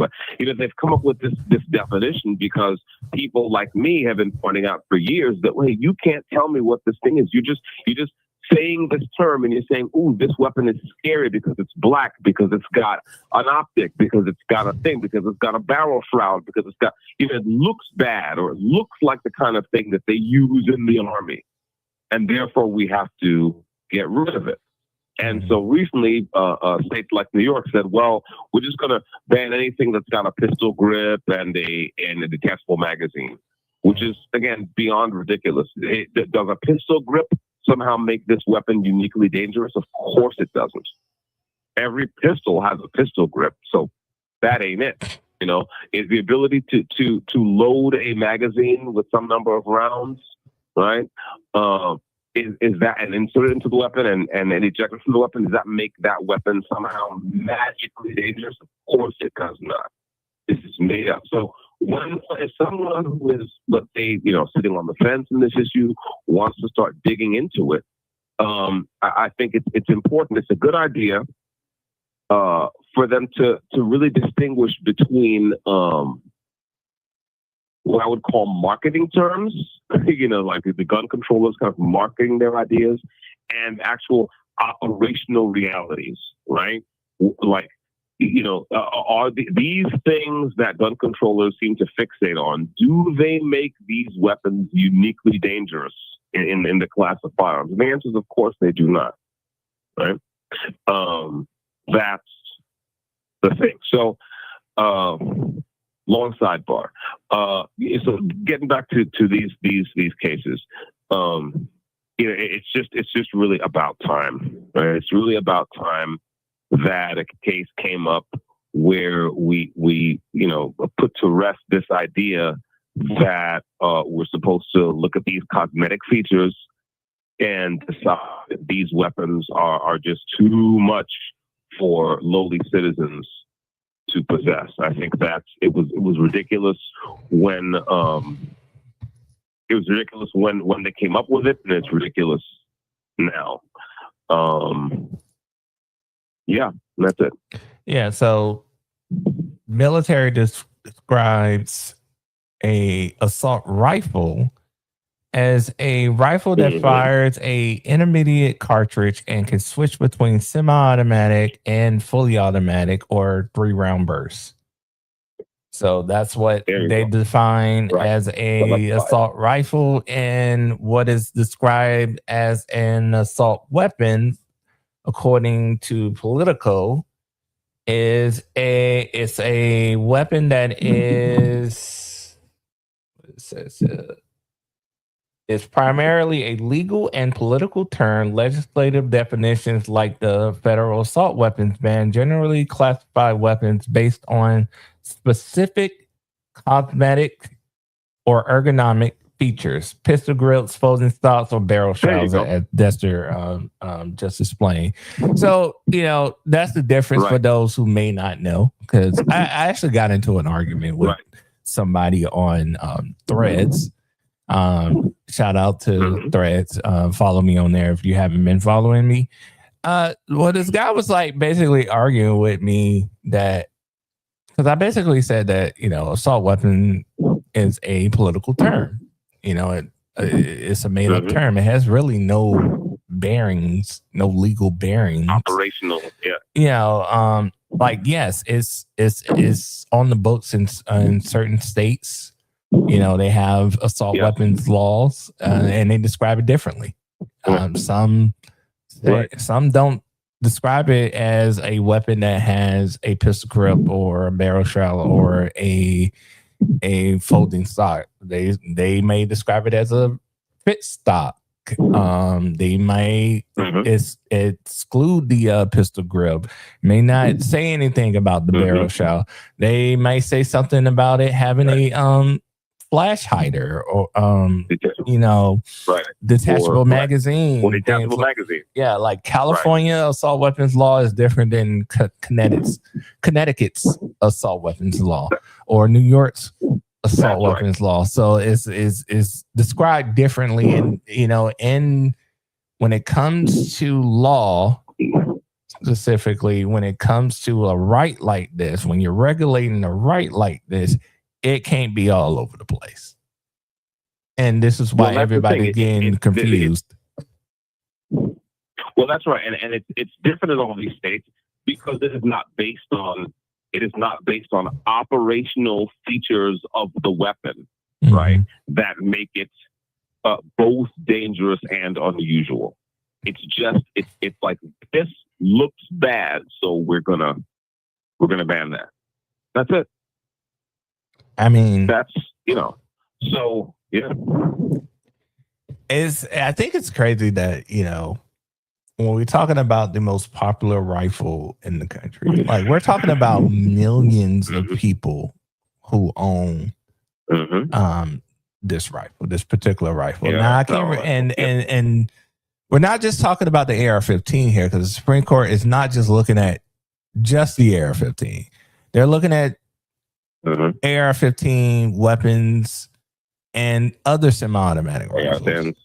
So it's crazy to me that when we look at all of these different type of rifles, all these semi-automatic rifles, according to the FBI, now this statistic is from, I believe, 2021 or 2022. I'm not sure. Yep. All rifles account for less than 400 deaths per year. 400 deaths per all rifles. Right. So we're talking about your bolt action rifle, your lever action rifle, your pump action rifle, everything. Not just semi-automatic. Everything. Not all just all put together.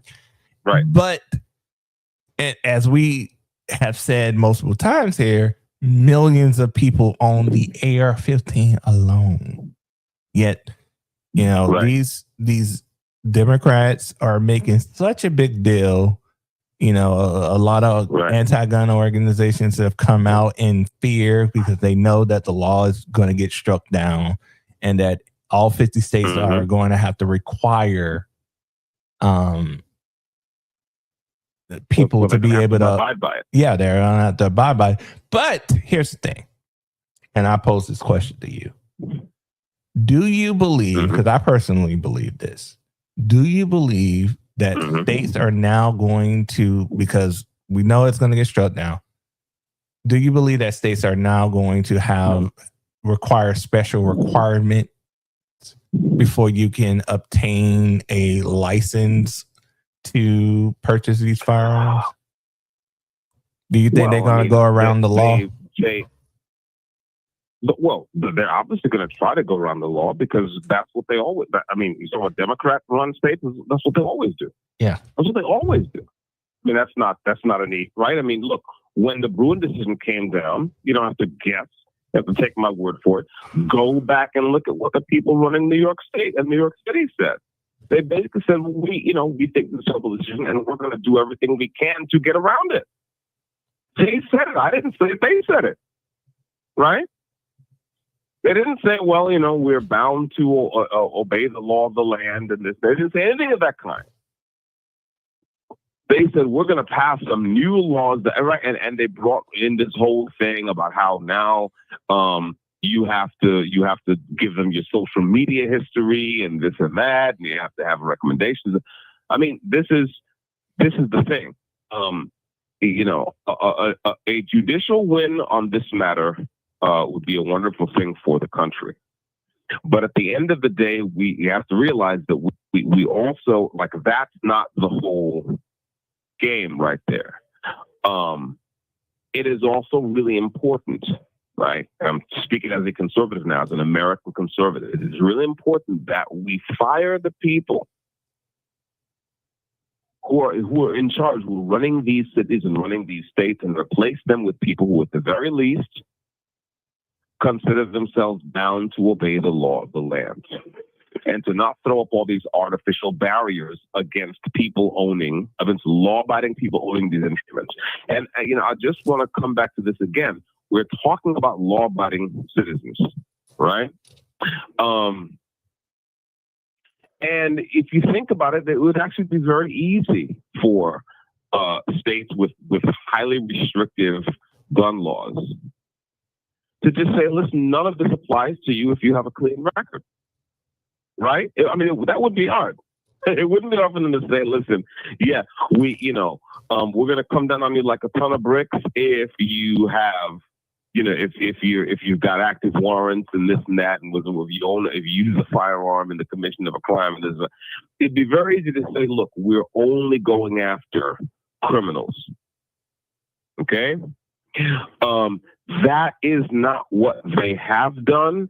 It's not what they are doing. It's not what they intend to do, because it is not about crime.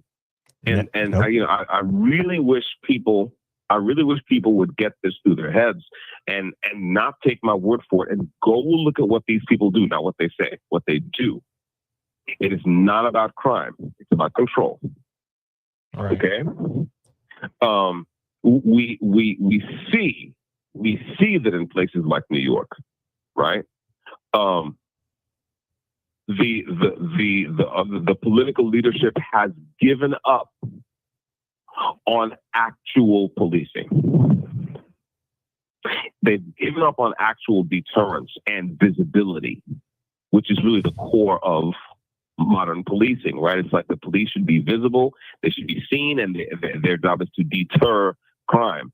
And their job is to also form relationships in the community so that when a crime does occur, God forbid, okay, and they're not on the scene to actually give chase and apprehend the criminal, when they're summoned to the scene of a crime, they can now turn around and make use of their kind of ad hoc intelligence network and talk to people and close the case, right? They have given up on that. And the easiest way to determine that they've given up on that, the easiest way to determine that, for example, Zohran Mamdani has given up on that Kathy Hochul has given up on that, is to hear how they talk about this stuff. What do they say? They say there are too many guns out there.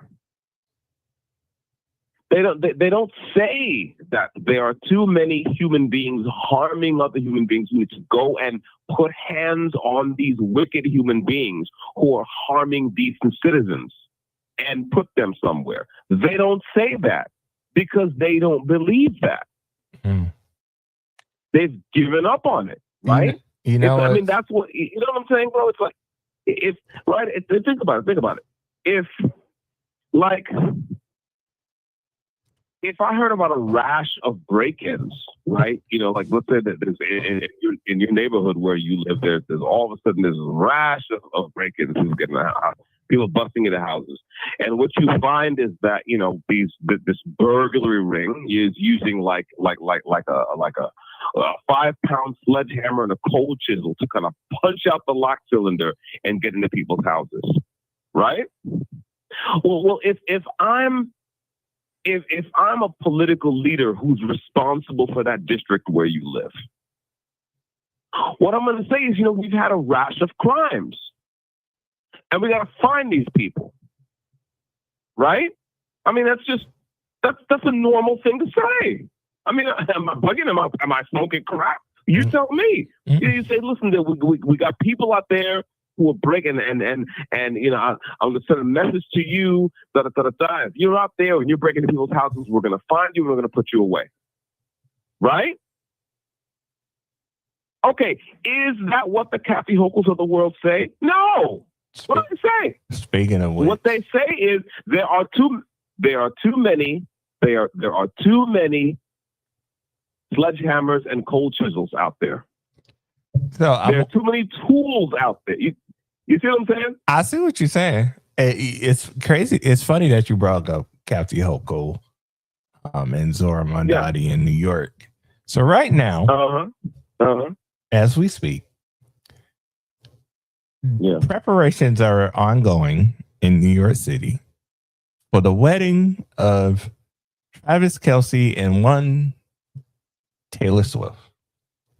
I thought they already got married. No.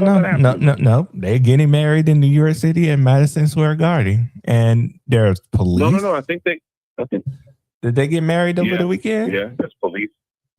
I think they got married over the weekend. Seriously. But if they got married over the weekend, Mama say. But during that time, there were snipers. They had snipers on buildings across the street from Madison Square Garden.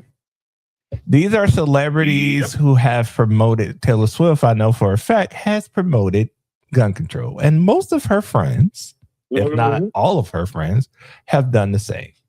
But yet they have armed security, because these police officers are not operating in an official capacity for the city. They're doing security work for Taylor Swift. But these are the same people who don't want you to be able to have guns in your home. Without. And you know something? Go ahead. Asking this way, I was going to say, they don't. Basically, right. They don't want you to have guns in your home without asking the state for permission, and then even then, the state can say, "Well, we don't think you're the right kind of person." Okay, look. you and I talked about this on the show before, right? And elsewhere as well. What I've said was that, you know, when you look at these celebrities, when you look at people who have a lot of money and they're big people, Michael Bloomberg, former mayor of New York, is another one, big gun control guy, right? And spending lots of money. Okay, and I think I said it on our show. When these people have their private events, their parties, they're going to have armed security. Yeah. And we're not talking about small weapons too, not handguns. We're talking about high-powered rifles. That's what the media like to call them. Well, I mean, look, I think that's, yes, but I think I don't want to focus on that. What I want to focus on is the fact that, like, they are of a class of people, right? In other words, they're better than you, the citizen. In their mind, they're better than you. Mm-hmm. Right? And they deserve the best when it comes to protecting them during their fancy events, their birthday parties, weddings, what have you. And they will always have armed security. It's just you, the peon, okay, who has to hide in your house, right? And wait for someone to come and jack your shit. That's how that is. That's what they believe. Mm. And the reason I know that's what they believe is that that's what they say. It's like, no guns for you, just for me when I need them. Right. Thank you for using Securus. Goodbye. All right, that was Minute Maid, gun control AI. No, I'm just kidding. That's the phone service that we're using to connect Desser into the show. It comes on every 30 minutes. Desser has 30 minutes per call. So when you hear that little chime saying that he has a minute left in the call, he's going to disconnect and call us right back. That's what he's been doing throughout the show. So I just want to let everybody know that. And Corn Pop was a bad dude. And he ran a bunch of bad boys. So stay away from Corn Pop this evening. If you got a Corn Pop in your neighborhood, just remember he's a bad dude that runs with a bunch of bad boys.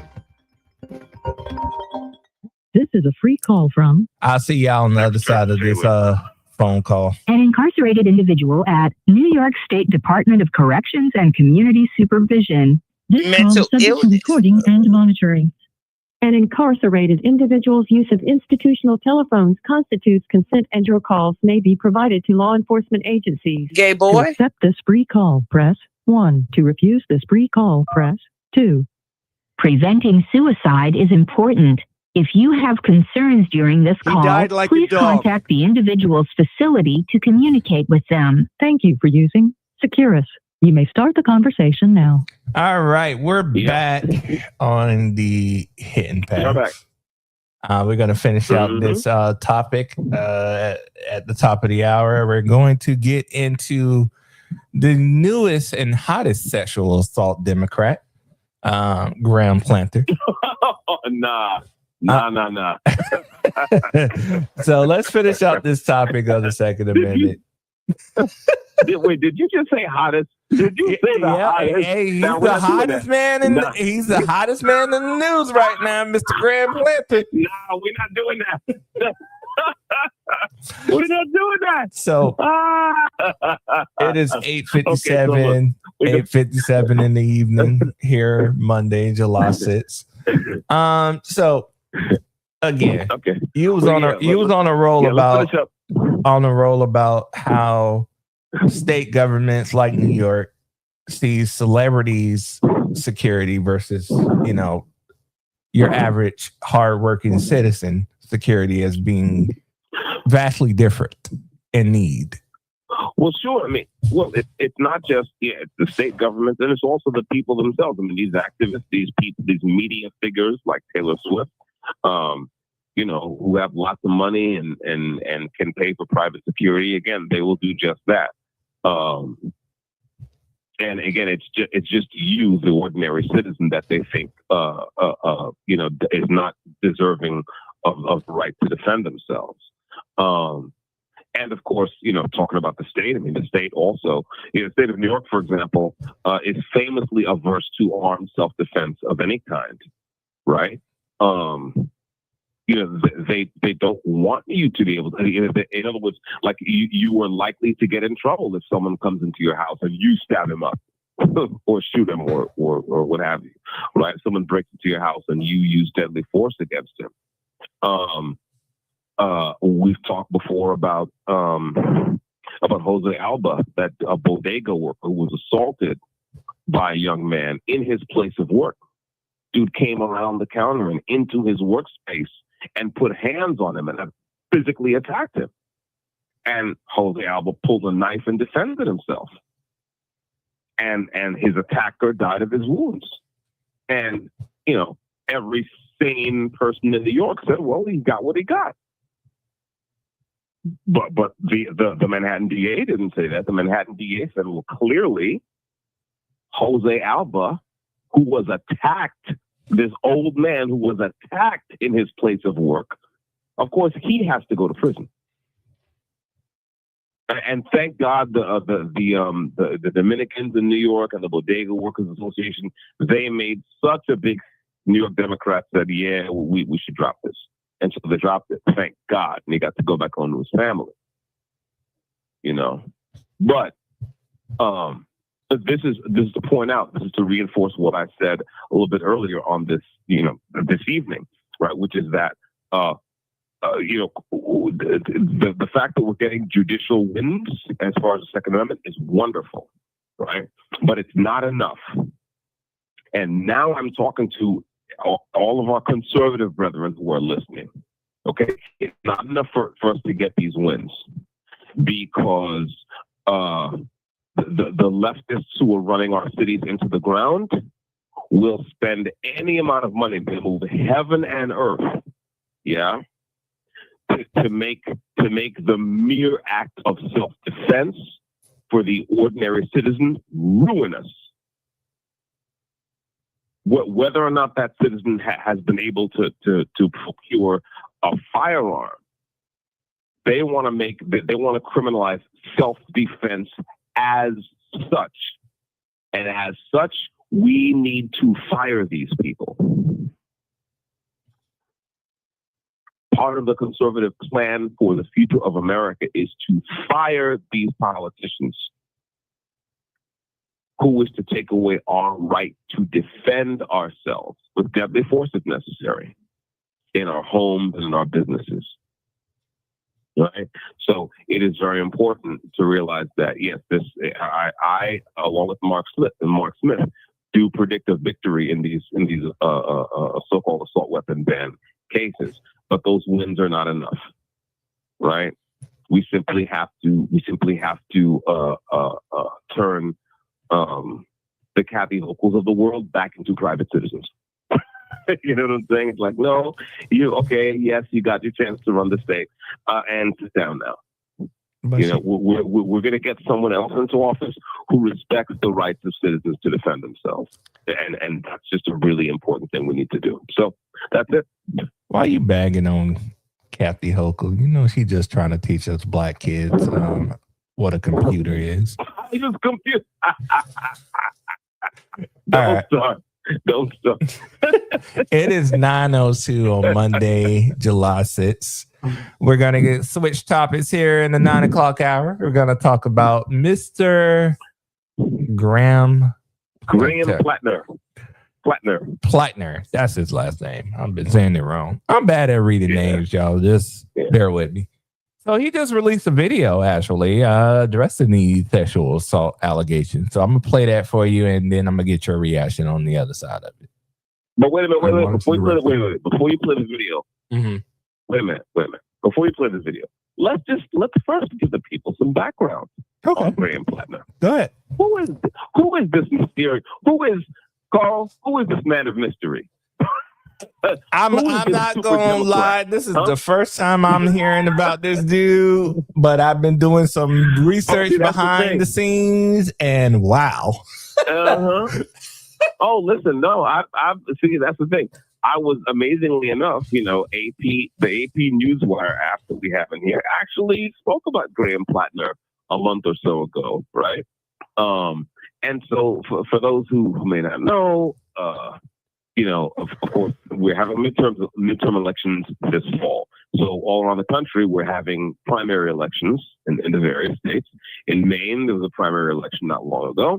And Graham Plattner, I believe he got up to kind of primary out the incumbent Democrat. I don't think he's running for. I think he's running for Senate or something like that. But in any case, he ran in the primary, and while he was running his campaign, you know, some interesting information came out about this man. One piece of information was that he has or had at one point some kind of Nazi symbol tattooed on his body.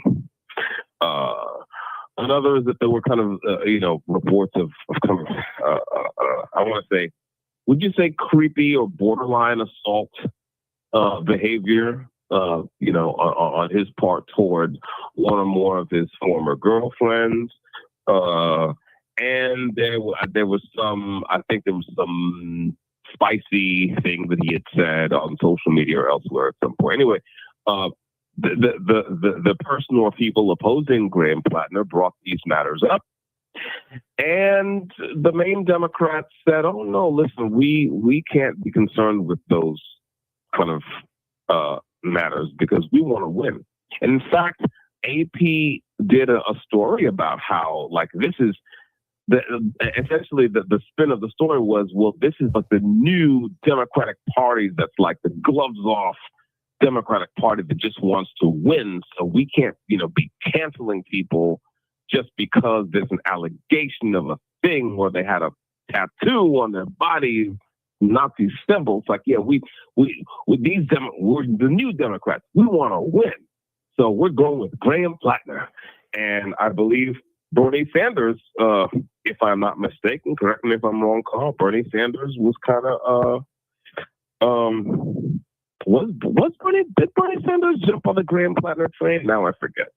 I thought I read his name in connection with Mr. Plattner. But let's see. Let me look that up while you're talking. Yeah.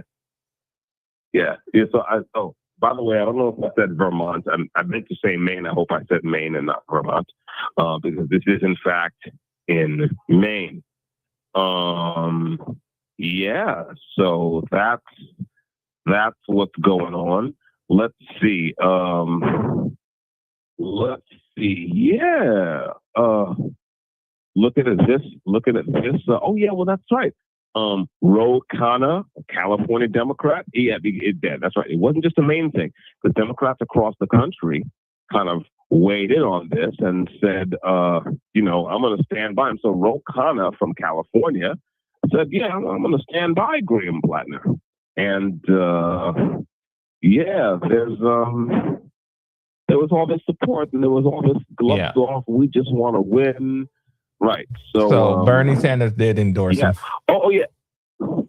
That's what I thought. Okay, I'm glad I don't want to get it wrong. But yeah, I thought I had read this Bernie Sanders. Yes, Bernie Sanders. And by the way, just as far as the Nazi symbol is concerned, it's not that he had a chest tattoo.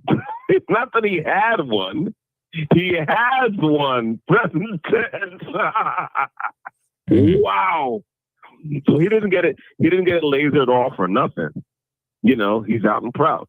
So yeah, and then there's of course this leftist commentator and streamer named Hassan Piker, a left-wing influencer, probably a big anti-racist. I'm betting Hassan Piker, and I'm not joking. I'm betting Hassan Piker was a huge anti-racist. He is. But yeah, there you go. Right, exactly.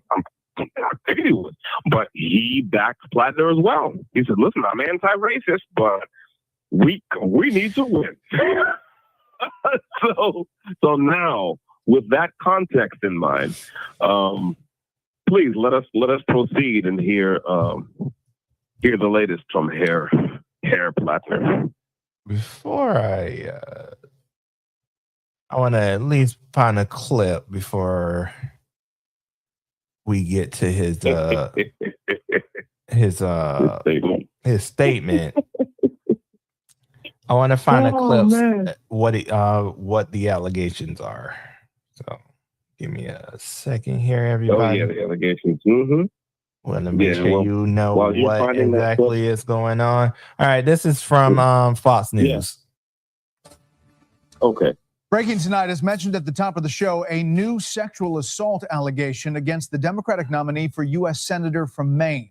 Graham Plattner is calling the accusation by a former girlfriend troubling, serious, and false. But he's also saying he's pausing to consider what to do next. Correspondent Alexis McAdams is live tonight with the latest there. Good evening, Alexis. Brett, good evening. Tonight, the Maine Democratic Party is urging Graham Plattner to drop out of the Maine Senate race. This after an ex-girlfriend says back in 2021, he showed up at her house very drunk and forced himself on her, even though she says she repeatedly told him to stop. So this is what we know. Jenny Rakakot is a woman from Maine now accusing Plattner of sexual assault. She talked to Politico in a new report saying, I remember him grabbing my pelvis and being really forceful on me. I remember the specific moment where I thought to myself, like, this is no longer my choice at this point.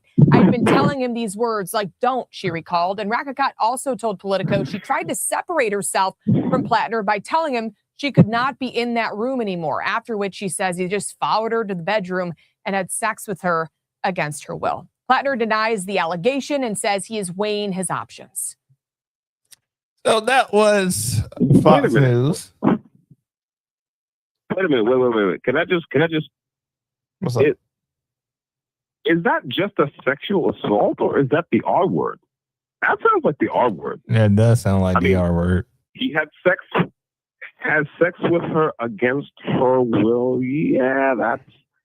Yeah, I mean, someone got to go to prison. Yeah, No?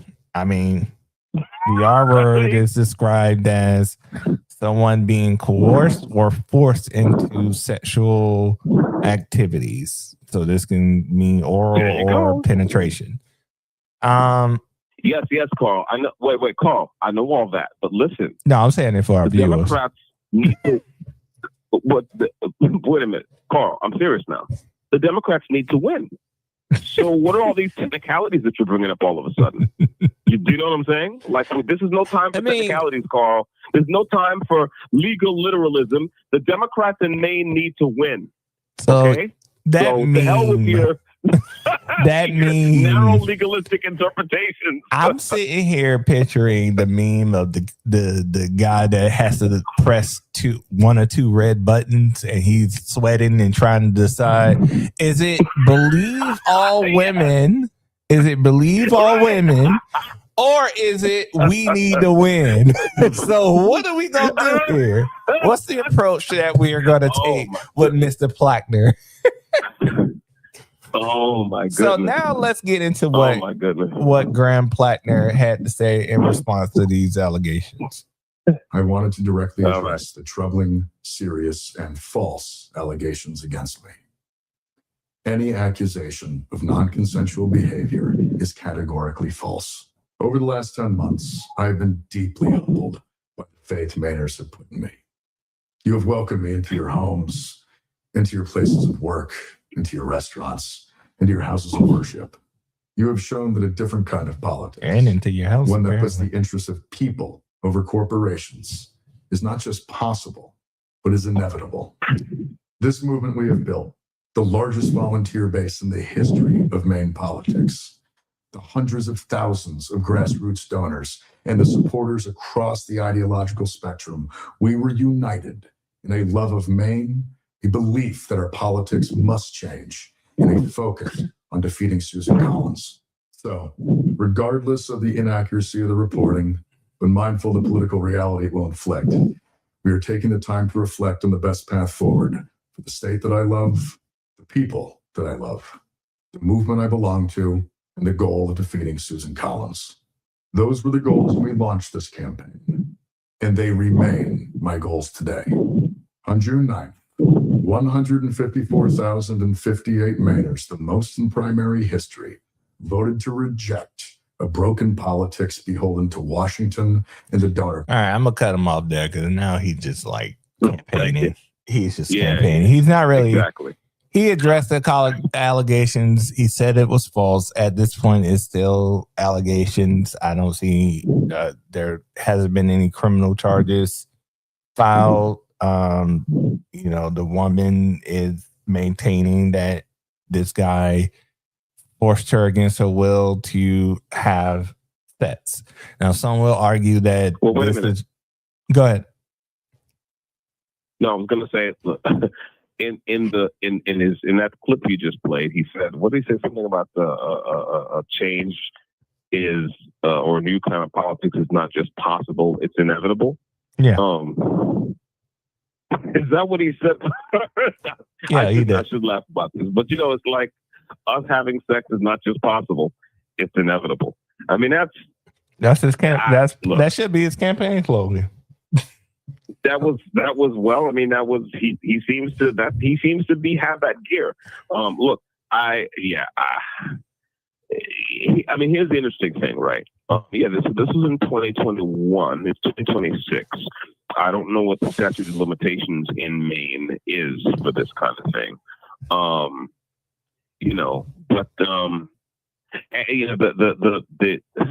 See, one of the problems with this, for real now, we're talking serious. According to this woman, he was drunk. So, for example, when he says that it's false, I mean, hell, he may not remember that he did this shit, right? But it's still a crime. That's one. And two, I just find it fascinating, right? That that right here, like we're just seeing. By the way, sexual assault. I mean, sexual assault statute of limitation is 20 years. 20 years, okay, right. So we're within the statute of limitation. So I mean, my thing is okay. You're quite right that as it stands right now, this is just an allegation, right? So my thing is this: there were allegations. Well, it was. I guess it was more than an allegation that he has a racist tattoo. I mean, that's a provable. That's a thing that you can easily prove or disprove. One of the right. You can easily disprove that if it's false. So we've assumed that he's got a racist tattoo on his body, a swastika or whatever it is, sun and rod, wolf's angel, Totenkopf, you name it, whatever. Okay. And there was also an allegation of some kind of assault. It wasn't a sexual assault, but something where some woman claimed that he detained her in a room somewhere. I remember that being one of the things that was up in the air in the run to this primary. Now, my thing is this. I mean, you said it perfectly. Which is, do you believe all women, or do you want to win? And I just it's so crazy watching Democrats struggle with this thing. Like,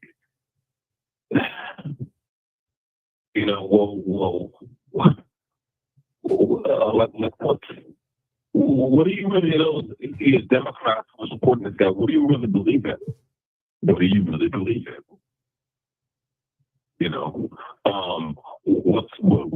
Where are you at in your head, really? I mean, thinking about, I remember, and everyone remembers when Trump was calling out Mike saying, "Oh, you can just grab me by the pussy." We all remember that. Leftists and media made a hang about that forever. Okay. But what's interesting about that is that did not involve Donald Trump actually, anyone alleging that he actually forced himself on her, right? And then, of course, now we had these E. Carroll or what have you, and this shows that he's unqualified, he's a criminal, he's a rapist, what have you. But these same Democrats are good to go with this. Like, they're good to go with this. So that's, I think, this, we don't really know what this says about Graham Plattner, right? As a matter of law, right? Because he hasn't been proven guilty in a court of law. But we know what this says about certain Democrats. We know what this says about certain Democrats.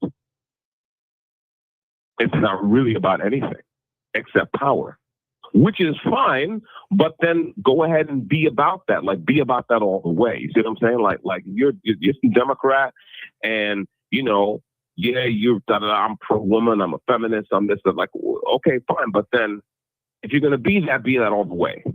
And conversely, if you're just about that power, if you're like, listen, we have to get power no matter what, And if we have to run over some people to do it or ignore criminal behavior to do it, then so be it. But if that's what you believe, okay, no problem. But just be about that. And I just think it's crazy that we're at this moment where Maine has got this guy on the ticket, and now he's saying we're going to pause and what have you. But all these Democrats around the country were shown to be half in, half out. But what are you about? Well, I'm pro woman, except believe all women, except certain kinds of behavior are unacceptable, except when we want to win. And so what I would say is that, if you're thinking, if you're on the left, or even if you're in the center, and you're thinking, yeah, the Democrats, well, okay, fine. But the question is, do they really believe what you believe, or do they just believe it enough to win? Do they just say the right things because what they want to do is to win? And that's a question. There are Democrats now.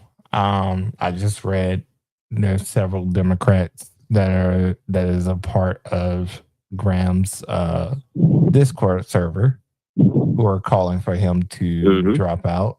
Nationally, there are several Democrats that have called for him to drop out of the race. Graham has not decided that yet. You heard him say that he's going to pause whatever that means, his election.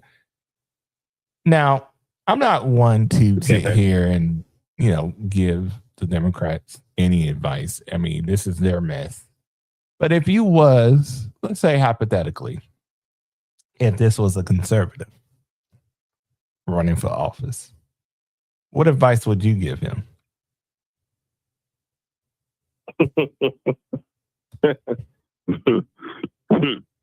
Are you asking me, or is that a rhetorical question to our audience? No, I'm asking you. The audience, y'all can answer too. So send me your comments. Just post it right wherever you're listening to this at. I can see it here on my screen, and I'll put it up on the screen once you make your comment. If this was a conservative, running in a key race that can determine the balance of power in the Senate, what advice would you give that person? Oh, listen, I would say I would have said I wouldn't be giving advice now. I would have been giving advice back when they discovered that he had a Nazi tattoo on his body. Right? And I would have said, bro, you're not the one. It's like, sorry. Do you know what I'm saying? Like. But it's late in the game. If primaries are done. Well, no, that's what I'm saying. It's like you talk about what advice I would have given. I would have given advice back when it wasn't the rape allegation. It was just the Nazi tattoo and maybe he detained some woman in a room somewhere. I'd be like, bro, you got issues, right? You got issues, and you never got that shit lasered off your body.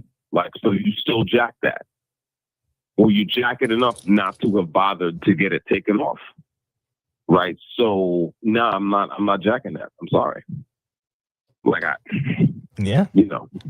I mean, and by the way, I gotta like question who within the Democrat Party is vetting these candidates, because man, oh my God, Nazi tattoo, intoxication, showing up at your ex-girlfriend's house, forcing her to have sex with you. It's pretty bad. That's pretty out of pocket. Yeah, it's pretty out of pocket. And it's just wow. And yeah, so yeah, there we go. There we go. There we have it. So, like, you got this man And who's running in a key Senate race that could determine because he's running against Susan Collins. He's the Democrat nominee. This could determine the balance of power in the Senate, which is very important to both parties. You know, Democrats are favorite, unfortunately, to take over the House, which would make yeah, but wait a minute. What's his name? The Speaker of the House. I'm drawing a blank on his name. We just talked about him. Hakeem Jeffries. Yeah. Hakeem Jeffries. Yeah, Dollar Store Obama. But wait a minute. You said here's the thing. Oh yeah, that's right. Yeah. So Susan Collins is a Republican, right? Mm-hmm. Susan Collins is a Republican, and yeah, Maine Democrats have been trying to get rid of her for a while. Mm-hmm. Yeah. Which I think would be a mistake. Like, despite I don't think Susan Collins is the perfect conservative, but she does fight a lot for Maine. Yeah. Well, I mean, yeah, I don't know that much about that. I've followed several key votes had been held up in the Senate because of her, because she didn't get enough for her state. So she does fight for Maine. Right. I see what you mean. She does fight for Maine. Okay. Yeah. Well, this is, I'm looking at this right now. Wait a minute. So, wow. That's an interesting quote. So, let's see. I've known this has been coming, said Marie Follett. I don't know how to say that last name. Follett, a Democrat and community organizer in Maine. You have 1 minute left. Talking about the growing whispers inside the state's small population that had been bracing for yet another revelation surrounding Plattner. I've been scared and I've been sick waiting. Uh-oh. So wow. Okay, I'm gonna jump off and hit you on the rebound. This is crazy. All right. So it's gonna disconnect. Yeah, right. We're gonna get y'all on the other side of the break. You're listening. The caller has hung up. To the Hidden Path with Carbon Mike. Just remember. Oh, Mr. Honey, me love you long time. That is these clips that you hear here. Mental illness, mother. That is from a person named Mimi. She's a known troll on Twitter. And I had to add her to my soundboard because she is probably the most loony bin person I've ever had the pleasure or displeasure of meeting. And she sounds like some of the people who would probably vote for Mr. Plattner. You know, she says things like this. All of us on her line. So, yeah. Hope everybody is enjoying the show. We have a pretty good turnout up from last week. So I'm glad you guys are joining us for the first time. If you are joining us for the first time, please share the stream. This is how we get known. This is how we get viewership. We're not sponsored by anybody. You're not going to hear any ads or anything like that. We're very, very, very small. Just starting out. You know, I think this is our 7th show since we reformatted. Hello, this is a free call from. Let me pause that real quick. Yeah, this is our 7th show since we reformatted the show to streamline it, make it more organized, so it can be a pleasant listening experience for you.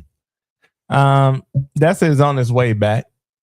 So we're gonna continue talking about Mr. Plattner. It sounds like he has some breaking news on him. So we're gonna let him talk about that.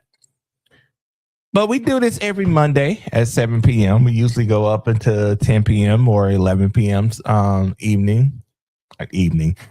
Eastern Standard Time. Conversation now. So, welcome back, Mm-hmm. Mr. Carbon Mike. Before you continue on with Mr. Platinum, I just want to remind everybody we do this every Monday at 7 p.m. Eastern Standard Time. So East Coast time, that is 4 p.m. on the West Coast. If you are enjoying the show, but you can't make the time that we are live, you can always listen to it on YouTube, on the Hidden Path YouTube channel. Same thing with the Hidden Paths X account. So if you missed the show or you have to go to bed early, because we do run a little late here, you can always go back and listen to it. Please share it. We need the recognition. We need to get this show out in front of the right people, because although we're doing this show to entertain you, educate you, we are doing it for a cause, and that is for our good friend here who is currently fighting a political system from behind bars. So we're trying to get him home so he can be with his lovely daughter, his mother, and his father.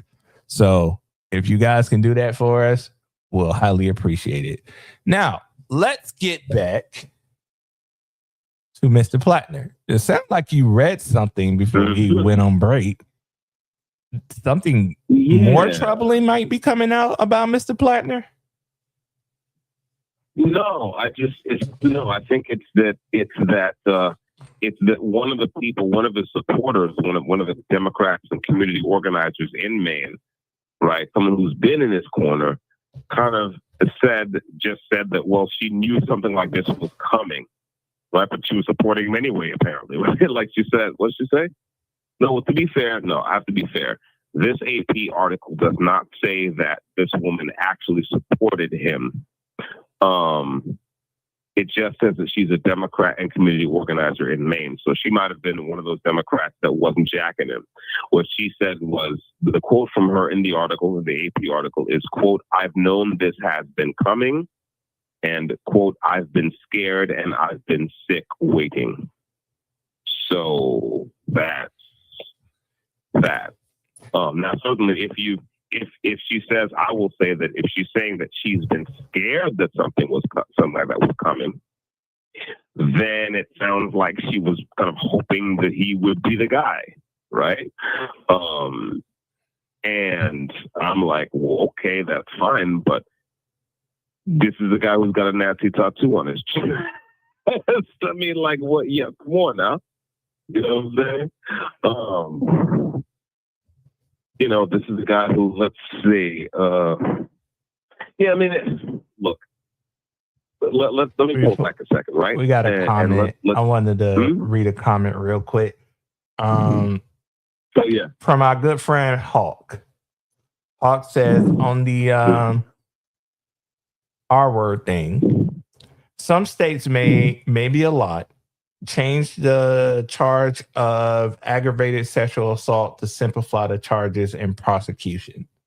So that's one thing to consider when it comes to Mr. Plattner. Although he is not, it's only an allegation at this point. He has not been charged with anything. I just want to let the viewers know that. Yeah, he has been charged. But for those who are interested in a criminal case, if they do charge him, he could be charged with aggravated sexual assault to simplify the charges in the state of Maine. So I want to appreciate Hawk for that comment. Go ahead, Carmen. Mm-hmm. Yeah, so I just again, I just think look, it's not funny for, if these things, if these charges are legitimate, then it's really not funny for the women who actually experienced this thing. But at the same time, I'm just looking at this from a very ironic frame of, again, these are Democrats. These are people who, not 5 seconds ago were telling us to believe all women, right? These are people for whom, in any other context, a mere allegation is enough, right? A mere allegation is enough to cancel somebody. And so we're seeing here that, they're definitely not willing to cancel one of their own, right? It had to come all the way to this for them to say, okay, we can't support this guy. And again, and my question is, well, why stop supporting him now? I mean, that's my real question, right? It's like to Ro Khanna and to Hassan Piker, who's not a politician, but just a left-wing influencer, to Bernie Sanders, all these people. My question is, well, why stop supporting him now? In other words, if a mere allegation wasn't enough, 3, 4, 5 weeks ago, why is a mere allegation enough now? It's like, well, do you think that where there's smoke, there's fire? Well, if you think where there's smoke, there's fire, well, there was kind of a good amount of smoke before he won the primary. What happened? And of course, look, I'm asking these questions. I don't really expect any answers. I just think it's fascinating. It's fascinating to see these people operate. And that's it. So, Mr. Plattner, wow. Just reading some of the comments. On this YouTube clip. A lot of people seem to want him to stay in the race. Some Democrats want him to stay in the race. I'm assuming that they're Democrat. They're not in any official capacity with any party or PAC or anything like that. It's just YouTube comments. And general consensus under his allegation address video. They're saying, fight back, don't back down, don't drop out. I would never believe a world Israel says AIPAC says against their opponent. So I guess they're saying like this is a Israeli conspiracy against Mr. Flagner. Wait a minute.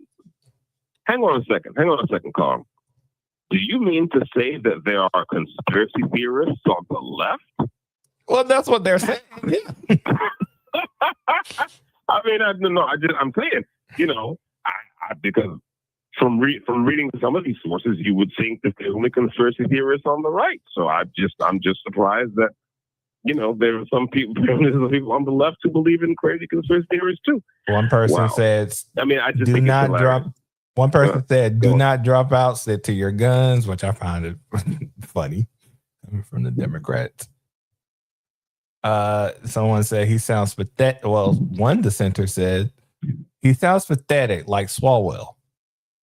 Oh, let's not forget Eric Swalwell. Wow. Democrats have had quite a year when it comes to the sexual assault allegations and their federal employees. But wait a minute. Was Swalwell accused of sexual assault, or is he the one who was having sex with a spy? I forget now. He was accused of some sexual wrongdoing. I don't know if it was like sexual assault, but like sexual misconduct rather. Again, I thought he was the one who had sex with a Chinese spy. No. Was that him? I'm not sure about that. I would need to check and see. Okay. Someone said I can't wait for Bernie and AOC to respond. Oh yeah. Somebody said the DNC is setting this guy up. So it seems to me that some of the Democrat voters, at least from on this video, and then this is an extremely, extremely small sample size, so take everything what I'm saying with a grain of salt. It seems like most of them believe that this is a conspiracy set up by Israel and the Democrat establishment. What's your take? Well,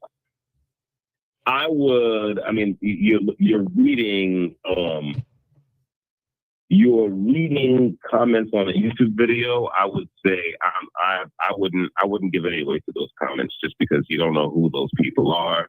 You don't know if it's the 50 Cent Army. You don't know, you know what I'm saying? So I would even as much as I'd like to kind of go in even harder on these Democrats, I wouldn't give that any weight. The thing I would give weight to is the fact that, you know, people whose names are known, right? Politicians, political operators whose names are known, have stood up and supported this guy, and they were perfectly willing to say the hell with it when it was known they had a Nazi tattoo on his chest.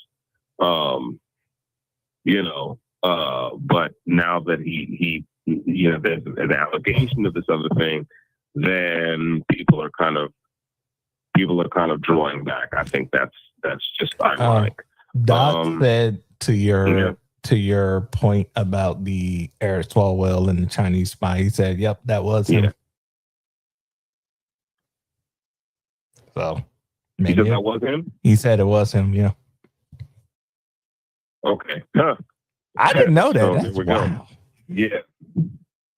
Yeah. It was like a woman named Fang or Fan Fan or something like No wonder that. no wonder he was talking about nuking American citizens for owning the AR-15 and thinking it's their right to take on the U.S. government. Remember, Eric Swalwell said He said that? Yeah. Wait a minute. Wait. He said that? Yeah, it was like it was an interview that he did. I forget which network it was. It was either MSNBC or CNN, where you know, he had mentioned that people will say, yeah, you know, the AR-15 is my right to have this gun in case of, you know, a tyrannical invasion from U.S. government. And he said, well, you can't take on the U.S. government. The government has nukes. So. Oh, okay. Yeah. I mean, yeah. God bless his heart. I'll just leave it at that. Bless his heart. I'm not going to say anything. So we on a recorded line. Right. So Exactly. I'm going to leave it at that. Right. Bless his heart. Bless his little heart. Yeah. Yeah. Well, you know, look, again, I here's the thing, right? I don't even, you know, I can respect political ruthlessness. I might not like it. I might not agree with it.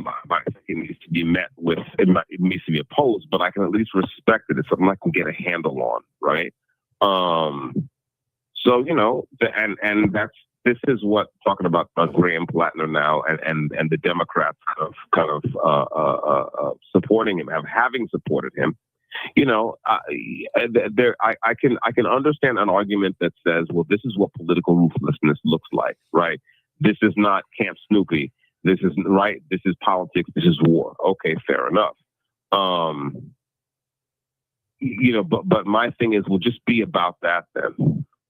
You know what I'm saying? Like, don't try to beat that. Like, don't bother. Spare me the anti-racism. In other words, you see what I'm saying? Like, that's my take on.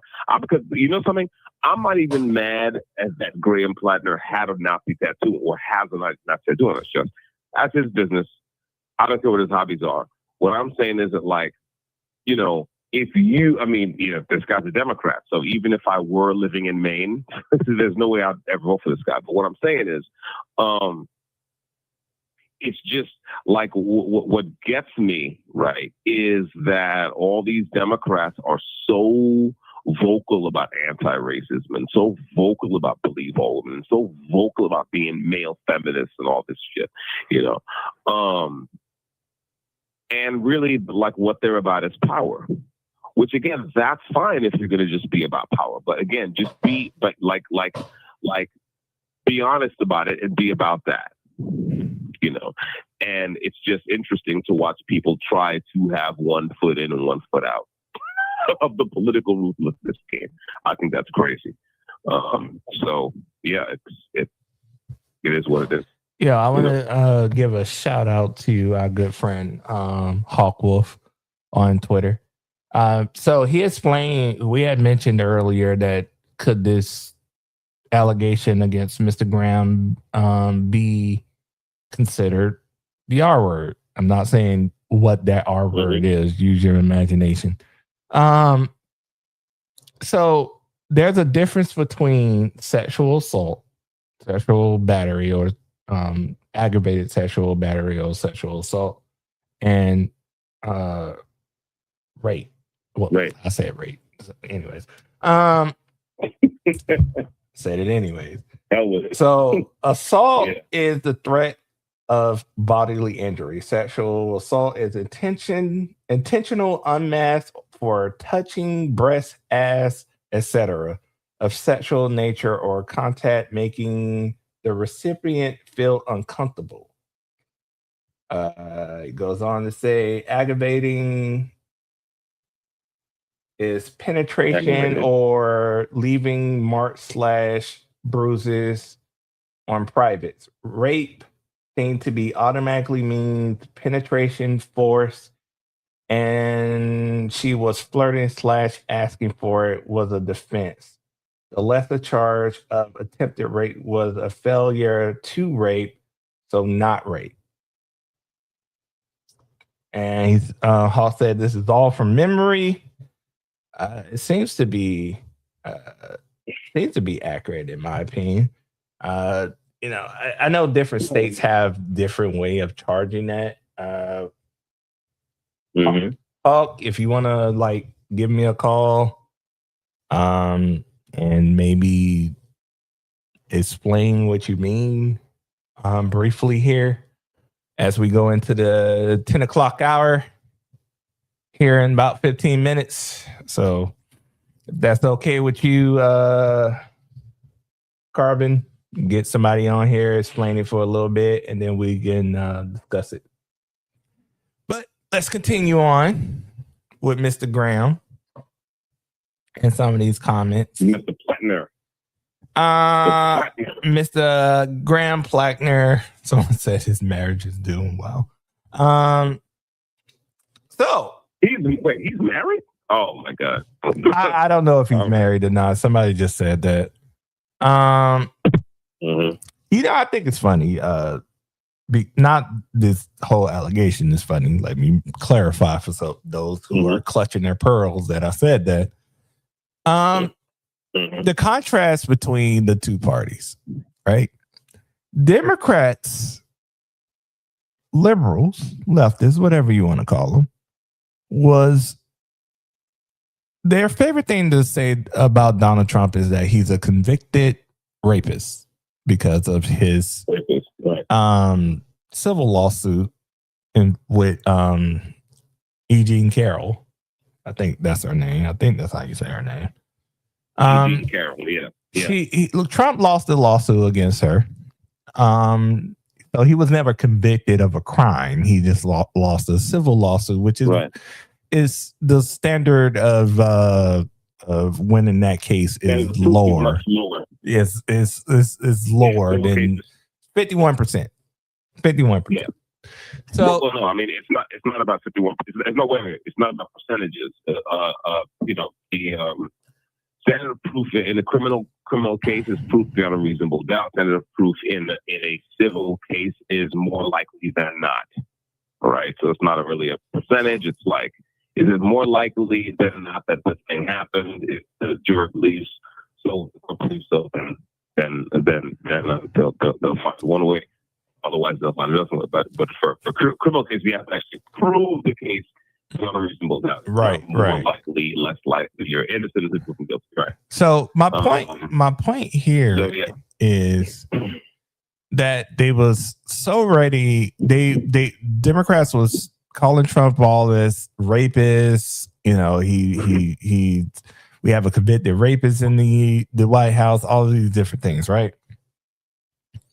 They wanted him to drop out of the race when he was running in 2024. They want him to resign as president right now because of the allegations and and now the civil lawsuit outcome.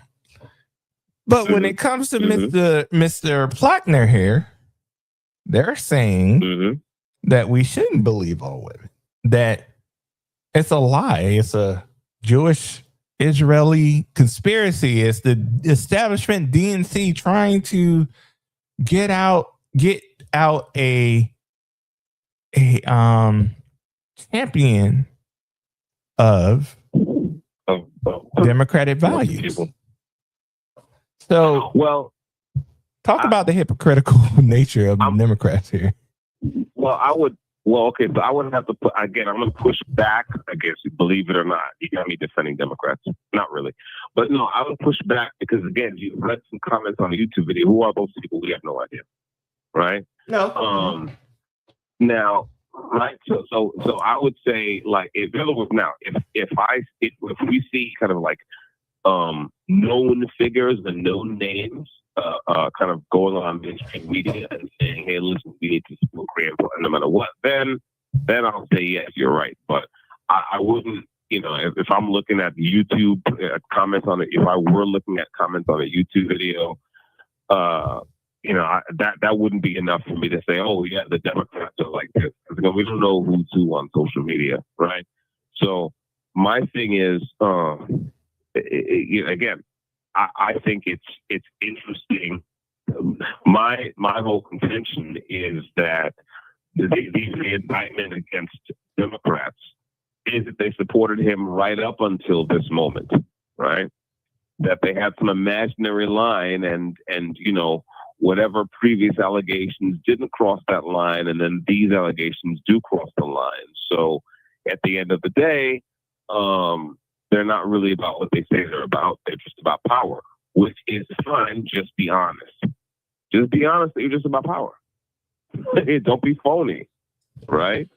Don't be saying believe all women and this and that and the third. It's just you're just about power.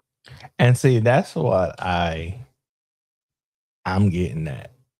Not so much about these comments, but I don't believe for one fact that people within the Democrat Party, people within the know, who raised this man up to where he's at now, didn't know about these allegations, didn't know about this man's past, and they was okay raising them up to where he is now, to this platform, to run against Susan Collins, because yes, they wanted to win and they saw him as the best possible way to win. It's just like during the presidential election. They knew that Joe Biden wasn't competent to run for president.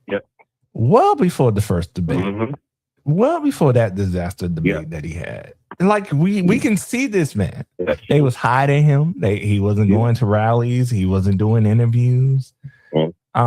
Which I don't know any person who's running for re-election who don't do interviews or don't go to their rallies, especially when you're running for president. Yeah.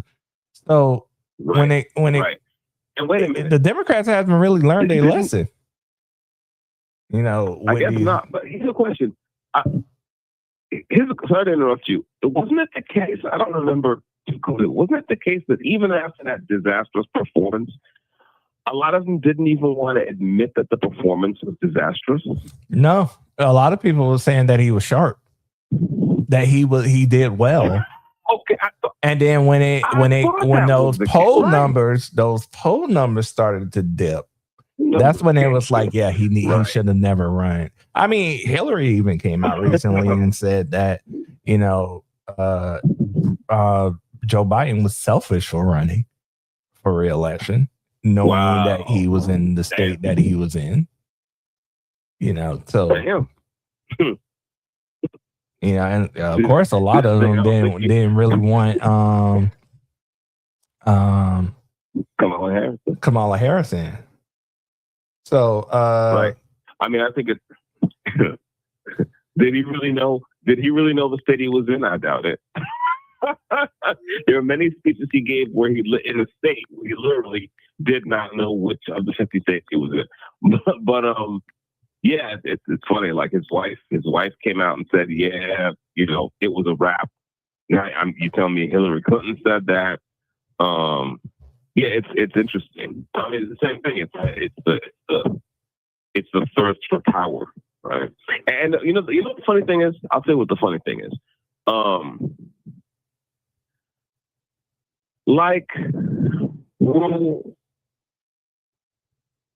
Is that okay?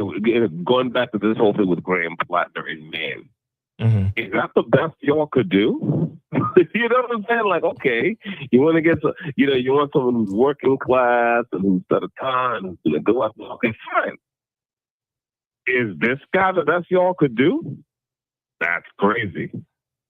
So you know what I'm saying? Now there's two factions fighting within the Democrat Party right now. There's the socialist faction, the Zora Mandani disciples, ALC disciples, and then of course there's the James Carville establishment. We've been here for a long time, Democrat Party. So which side does Plattner fall on?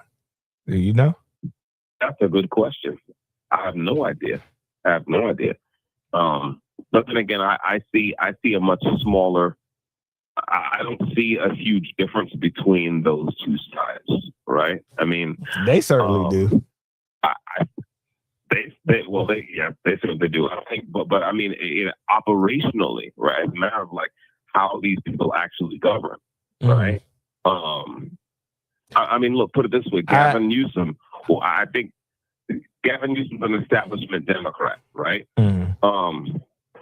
Okay, but he's crippled, and I don't know if we can argue that the entire California state legislature is dominated by Zoran Mamdani types, right? Necessarily, and that Gavin Newsom is a Zoran Mamdani type, right? But nonetheless, they have governed that state into the ground.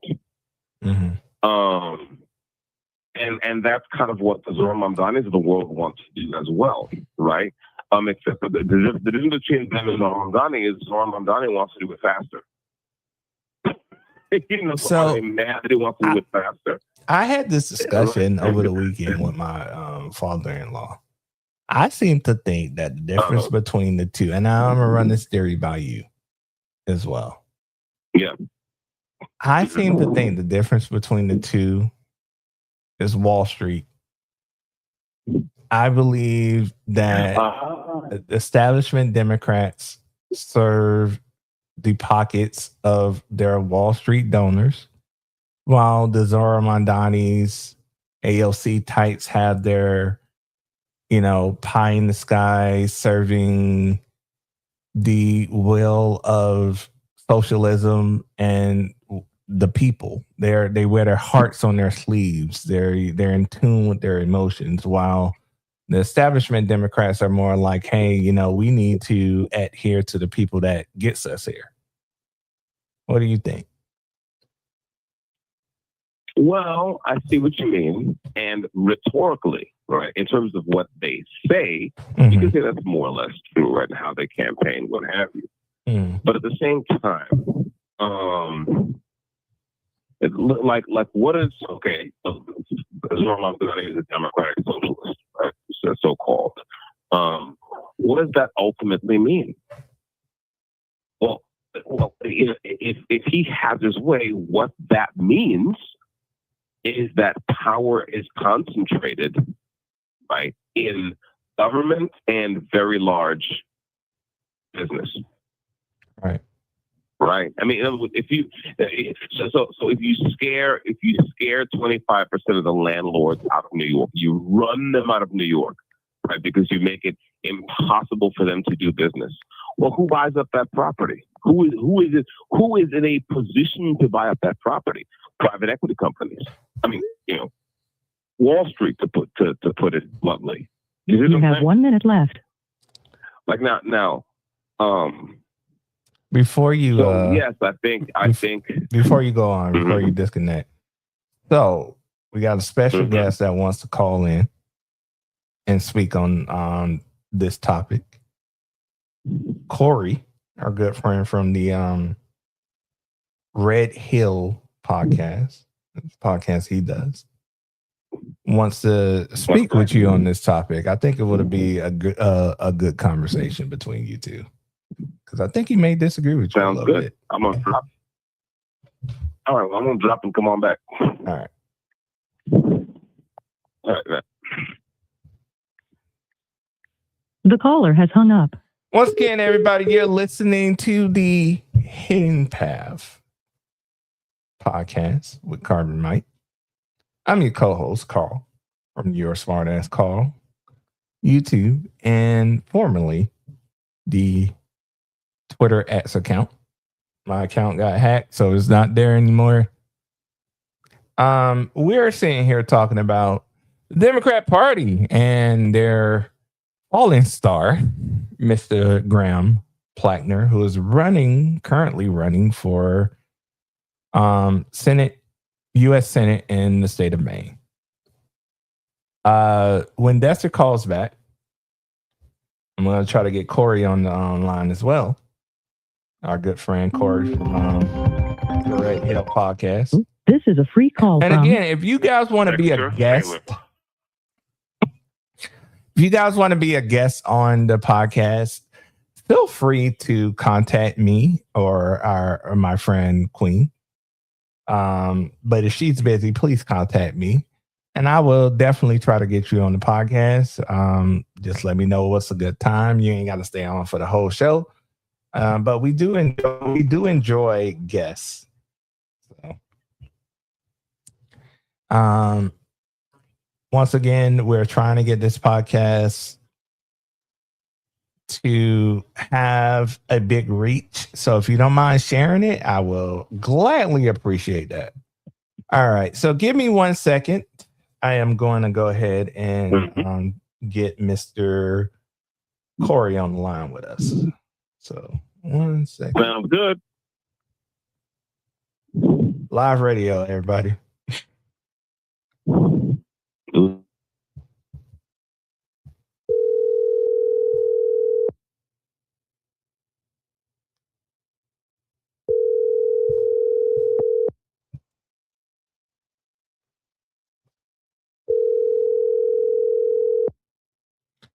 See, I'm calling somebody live on the radio.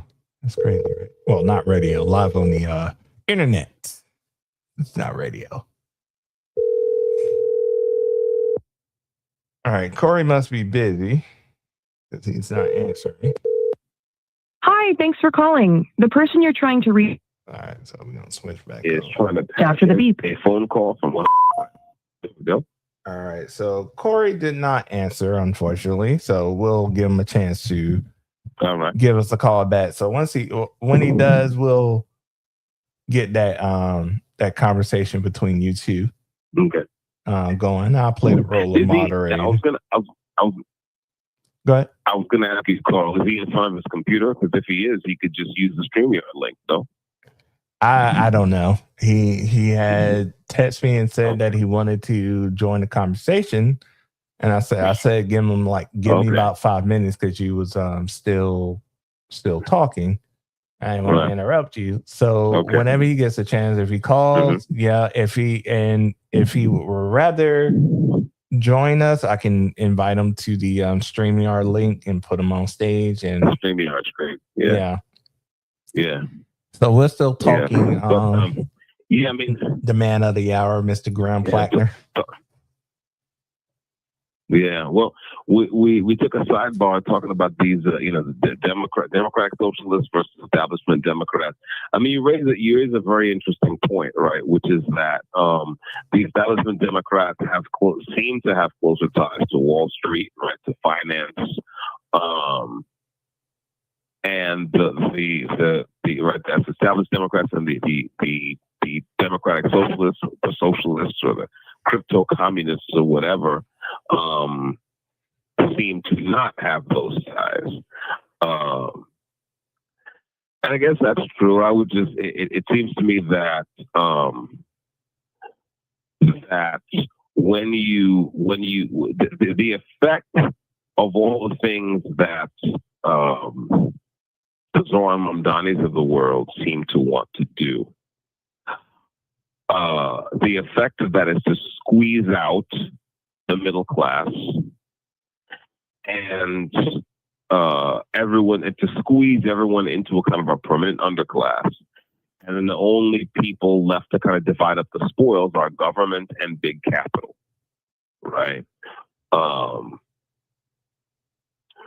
Now, you could argue that, that is not Zoran Mamdani's intention. In other words, Zoran Mamdani possibly does not intend to squeeze the lower and the working class and the middle class. He doesn't intend to squeeze them in favor of big capital, but that's the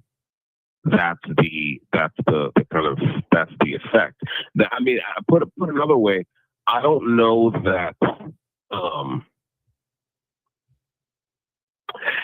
You see, I can see that establishment Democrats don't like Zohran Mamdani, but do they not like him because he's bad for small business, for example? Well, establishment Democrats are also bad for small business. That's what I'm getting at. Like, establishment Democrats are also like markedly bad for the middle class, for the working class. So it's almost like, I don't think if they dislike him as much as they say they do, I don't think it's because they think he's hurting America. I think it's because they think he's hurting the Democratic establishment, the Democratic Party establishment. I will say so. It's about power again. Yeah, it's all. I mean, and the name of the game is power. We both understand that. Yeah, I think that's what this is. I think that from my purview, I see it as Zohran Mamdani is hurting the way the Democrats do things, have done things for years. Right. And that has always been through their Wall Street donors. And then Wall Street donors dictate what the platform is going to be.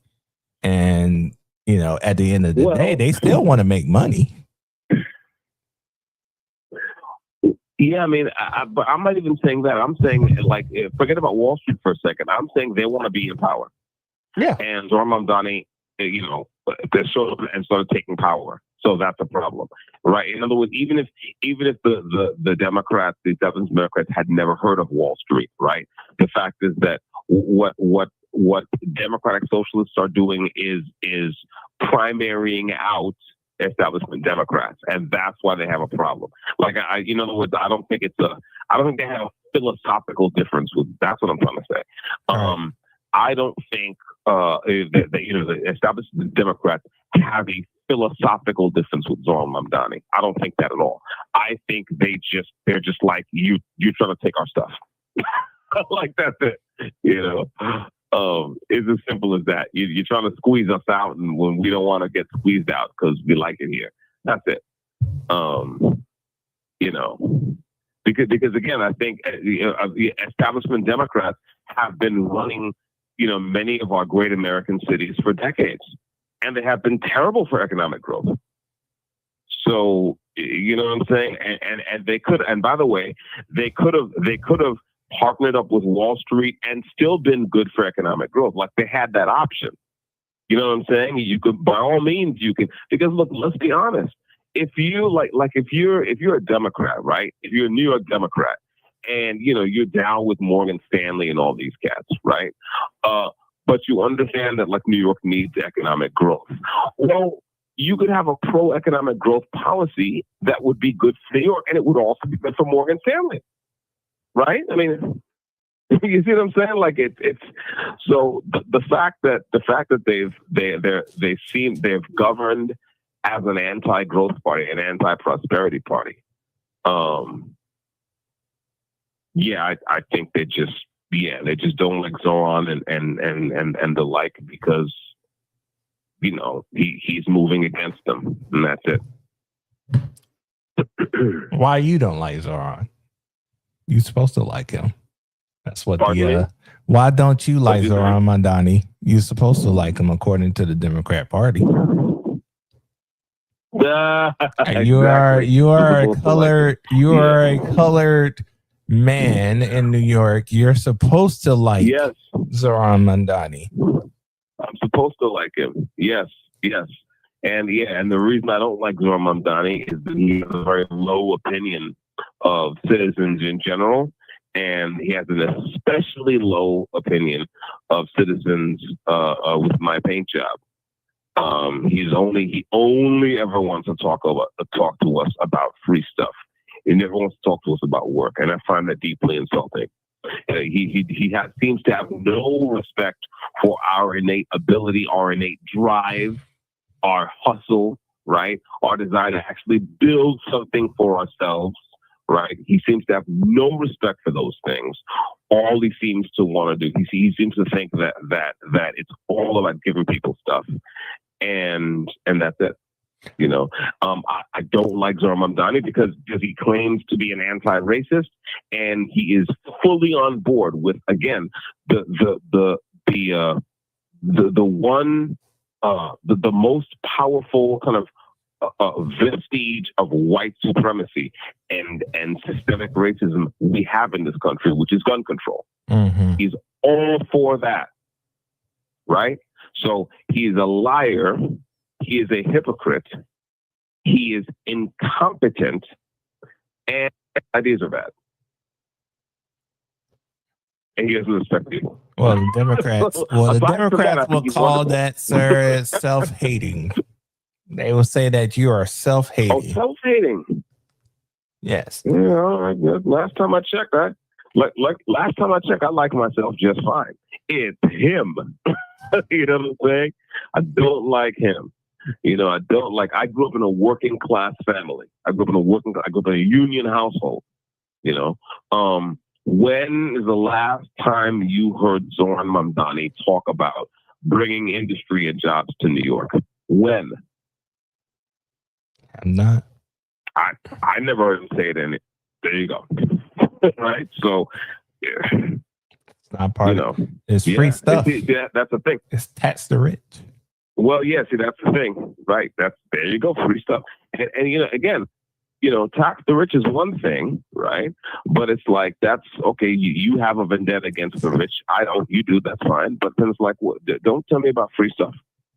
I'm an able-bodied man, and I actually like to work. I worked in the tech industry for 31 years, 30 some odd years at this point, and I loved it. I love work. Tell me about how to, right? Tell me about you know, making it easier for me to work and build something for my family and my community. Right? Tell me about that. Tell me about making it easier to start something, to start a business. Why do you think people tell me about making it easier to? I was going to say, why do you think people fall for candidates like Zohran? I think it's not as simple as falling for. I mean, I know what you mean, right? But here's the thing. Mm-hmm. I think, okay, like you said, people, but what's people? I mean, like the people who did vote for him. I'm just okay. Go ahead. No, I know what you mean. No, I'm just talking. I'm just thinking out loud. So, which people? Well, you know, if we like. A lot of young progressives with college degrees really like Zohran Mamdani. Now, one problem is that I think in this country we have done a very bad job at talking to young people who have just recently come out of school, right, and are looking for what to do, right? We have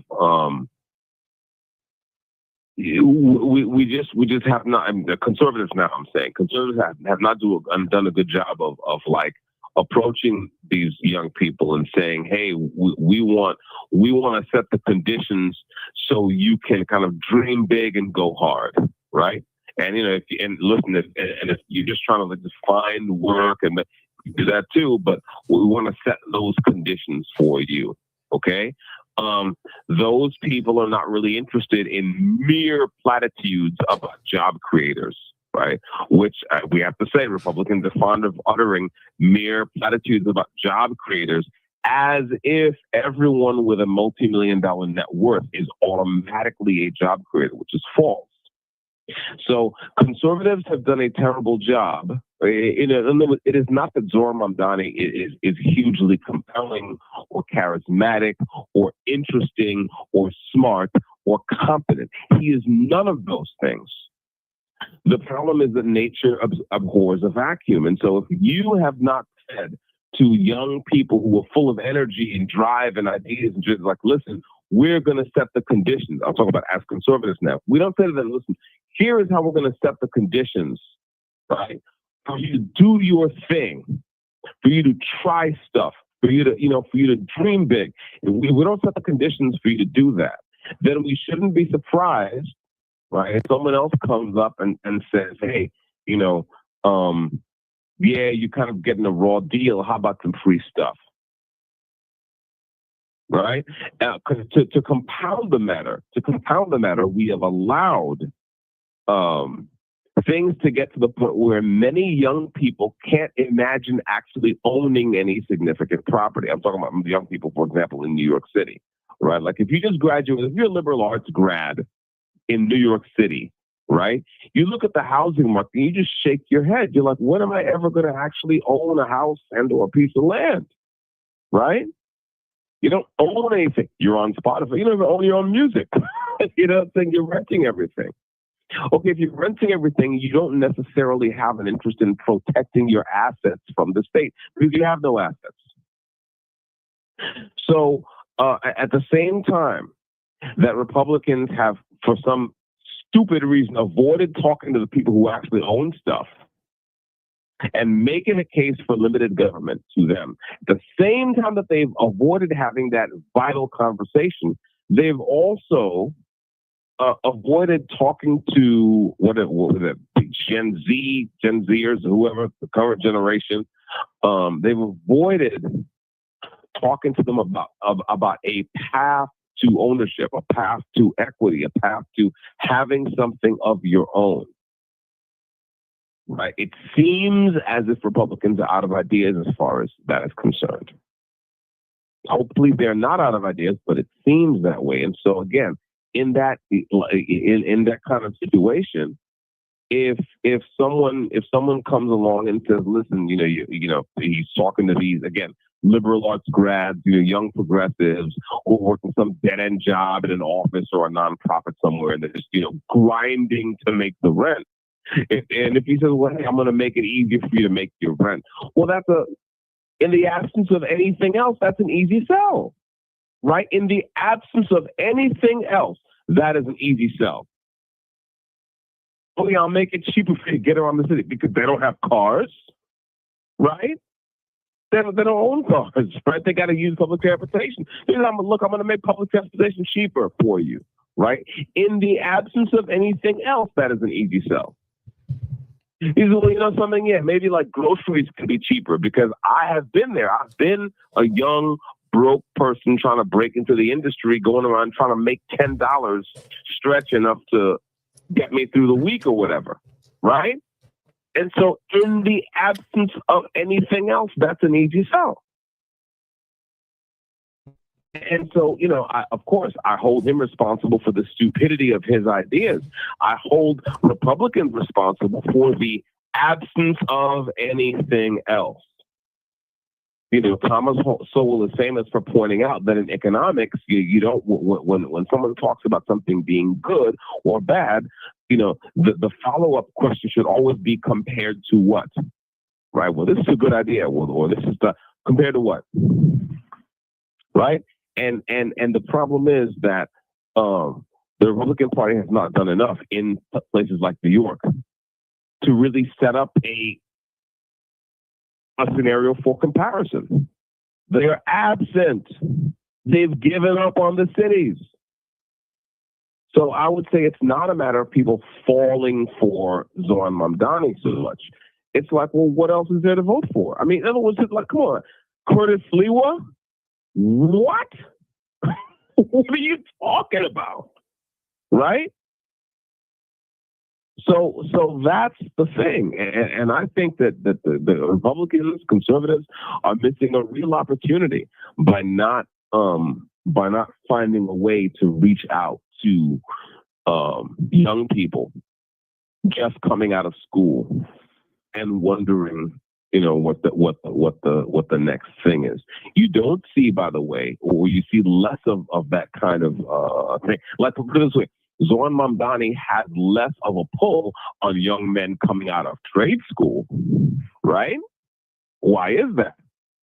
Because young men coming out of trade school, they know they're going to be making money, right? But it's the other people who've been kind of sucked into this thing of, yeah, higher education is the way to go, college degree, what have you, and they come out and it's like there's nothing for them. And you know, you might well think, well, you shouldn't have spent your money on that degree. Well, fair enough. Okay. But these are still American citizens. Like, are we just going to say to hell with them, or we're going to say, no, listen, you know, everyone's got to, you know, we got to bring everyone along, and this is our plan. We, you know, like conservatives have to have a plan for this. Have to. And if they don't, what they will find is that more and more, right, pissed off young 20-something-year-olds, right, recent grads, progressives, what have you, people who own nothing and therefore have no problem with the idea of socialism, right? People are going to gravitate toward more and more of these people. It's going to be a problem. So long rant over. But that's what I think is going on there. Now, I told y'all, our listeners, that Mr. Carbon Mike, a.k.a. Desha Taylor, was going to be taking you to church tonight. And this is exactly what I mean. So, I hope you guys are enjoying the show. It is 10. I'm enjoying the show. I am. We're rolling here now. It is 10:19 p.m. Eastern Standard Time. We're going up until Dexter can't call us anymore. So sit back and enjoy the last hour of the Hitting Path. So, you know, America's 250th birthday was this past Saturday, July 4th. Oh, yeah. Happy birthday, America. Both sides of the political spectrum, Democrats, Republicans, liberals, conservatives, leftists, right-wingers, they all claim to embrace liberty, embrace freedom, embrace the values of this country that makes us the shining beacon on the hill. Now, in my opinion, neither political side embrace liberty, freedom, or American values, if you ask me. But, you know, I'm not the moral expert on that. Neither one of us is. But we do have opinions. So tell me, Carbon, in your opinion, what is the conservatives what are the conservatives doing wrong that does not represent, you know, the freedom and liberty that they claim to uphold? And vice versa, what is the Democrats not doing? Hang on a second. I just lost your audio. Could you repeat? I just lost some of your audio. Is the conservatives doing that? What now? Well, so when it comes to liberty and freedom and American values, yes, both parties don't hold up their end of the bargain. In your opinion, what are the conservatives not doing, and what is the Democrats not doing? Well, liberals not doing. This is a good question. I think let's take liberals first. I think liberals have the wrong idea about what what liberty really means or should mean in the American sense. Really, in a profoundly human sense, beyond just the American sense, right?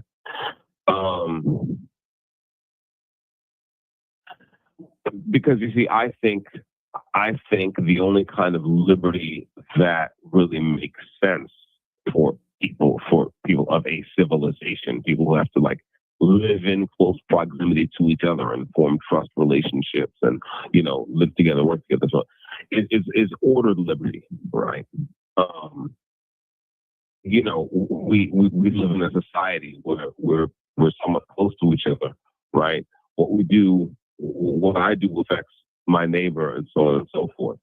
So the idea of liberty as merely being the freedom to do what I want is not, won't quite do. It's more like ordered liberty, right? And it's more like, you know, the citizen, the American citizen is each citizen plays his own small part to maintain an ordered liberty, so that he has the freedom to use his liberty to pursue the good life, you know, his conception of the good life. And yes, everyone may have a different conception of the good life. That's one reason why you set some basic rules, right? Like my idea of the good life can't involve me burning your house down and roasting marshmallows over there. That won't do. There's just some basic ground rules, right? And at the same time, we can't necessarily task government with creating the good life for people, because, you know, the very fact that everyone has a different conception of the good life means that you can't centralize that concept in a government. What you Hold can that do thought, is Dexter. Let me get Corey in here. Let me get Corey in here. Hold on a second. Oh, hold on. Let me add you. Okay. All right. So we got Corey joining us. Corey, you might have to mute your background for a second because it is like really loud. Yeah. So just you get back. Thank you. How you doing, man? Appreciate that, brother. So we got Corey. We're still talking about, I'm gonna ask Corey the same question. Yeah. So I'm getting a little feedback. Yeah. Hold up. Yeah. So you get to have a hum. There we go. That was quiet. Oh no, it's back again. There's some kind of background hum going on there. Anyway. So yeah. Liberals have this problem that they kind of don't understand what liberty actually means, and they're settling for this kind of thing that means we have to protect everyone and make everything for everyone and prevent all bad outcomes. That won't do, because if you prevent bad outcomes, if you try to prevent all bad outcomes, you will end up with preventing very many good outcomes. So that's the problem. Where do conservatives get it wrong? I think conservatives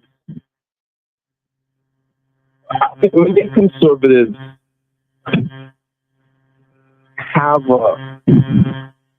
a notion of the American dream that's not wrong so much as it doesn't go deep enough. You see, I happen to think that the American dream is not really about, it's not about material things. You see, it's not a material thing. It's not about necessarily, although we would all like to be proud of prosperity is a good thing. It has a right purpose, nothing wrong with it. Okay? What's about the American dream, in my opinion, is that it is really about an idea that there is more to man as such than it's possible to know.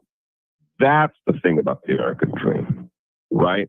The American dream says there's more in a man, more to a human as such than it's possible to know. That is the big break that we made from the old world, right? From the old world of Europe, where a man had his place, right? You are this because your father was a shoemaker, and therefore you're going to be a shoemaker too, and that's your place, and stay in it, right? The American experiment says, well, yeah, you may also be a shoemaker, but you may be more than that, right? And this is important because I think a lot of people falsely kind of they use that to claim that we don't have class in America. Of course we have class in America. The difference is that we have a system that allows the boundaries between classes to be flexible and to be porous, and you can move between them. That's the critical thing, right? So again, it's not that every person is going to be a this. Every person can be rich. That's not the American dream. The American dream is that there is more in you than it's possible to know. And therefore, we have to set the conditions for you to express whatever is in you that you have the will and the ability to express. And we're not going to do it for you, right? But neither are we going to put you in your place and say, okay, you stay there because that's what you are. We're not going to do that. That's the old way of doing things. That's the old world way of doing things.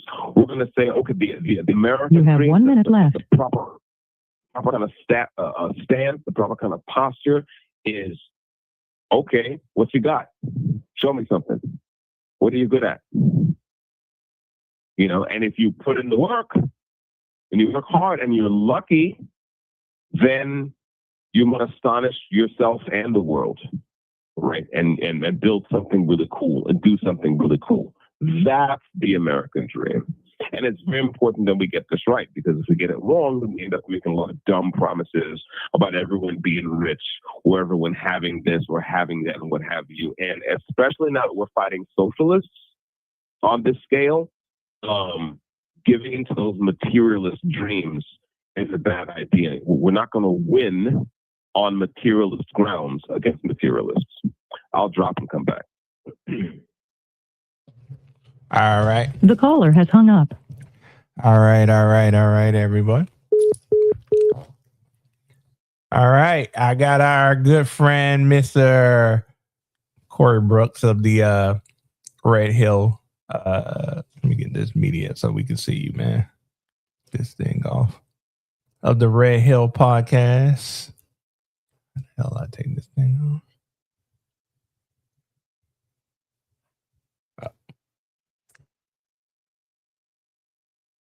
Give me 1 second. Oh, he dropped off. Give him a second. He should be coming back. Yeah, Corey, just click the link again so you can hop back on with us. Once again, everyone, we are listening to the Hidden Paths podcast with your host, Carbon Mike. I'm your producer, Mr. Carl, of Your Smart Ass Carl. Again, we do this every Monday at 7 p.m. We go all the way up to 11 p.m. Sometimes it's 10, depending on the day and the topics we have. My question ending tonight is not just for our hosts, but it's for everyone who is listening right now. America just celebrated its 250th birthday. This is a free call from... Each party every year likes to talk about, every 4th of July likes to talk about American values and liberty and justice and stuff like that. But in my opinion, both parties fail to uphold those values. So in your opinion, what can each party do to live up to American values, which is liberty and freedom?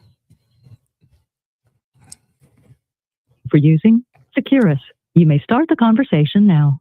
We're back with our host. We're back. Mr. Carbon Mike. Yep. Still waiting on Corey to join us via link to the stream here. He joined for a brief second, but he dropped out. Oh, I think he's back now. Hold on. Let me add him to the stage. Let's get this media bar out so we can see him. There we go. All right. I want to welcome our good friend from the Red Hill podcast, Mr. Corey Brooks. What's going on, peoples? Dexter, how you doing? What's up, man? So I posed this question. So I posed this question to Dexter. I'm gonna pose it to you, and I'm posing it to everybody who's listening.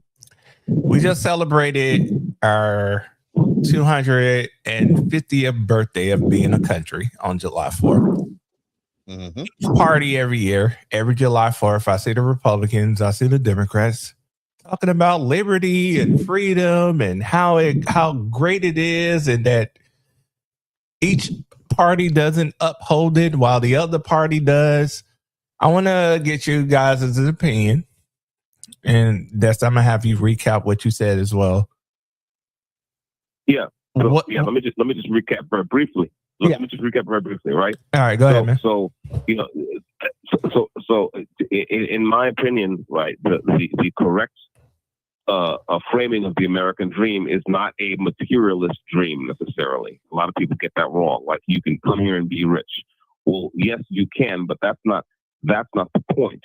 The point of the American dream, in my opinion, is the idea that there is more in a man. There's more to a man. There's more to a human being than it's possible to know. And therefore, we don't hold with this thing of putting someone in his place and telling him to stay there, just because your father was this or your mother was that, right? We say, okay, what you got? Show me, right? Now, the reason why at least the way the Democratic Party looks at the American dream, now, the reason why we have so much of this conflict is the Democrats tend to think of liberty and safety, which seem to be contradictory things, and they kind of are, right? So on the one hand, the Democrats want to de-emphasize all of the things that enable you to show the world that there's more in you than it's possible to know. That is to say, there is indeed more to a man than there is possible to know, but to show that to the world, you got to do what you've got to exercise: self-discipline, self-control, right? Hard work, perseverance, character, virtue, all these things. The Democrats seem to want to say, listen, we want you to be okay. And so we want to shave all the soft edges off the world. We want to prevent any bad outcomes. We don't want you to suffer. And if we want you to compete, because if you compete, you might lose and then you'll suffer.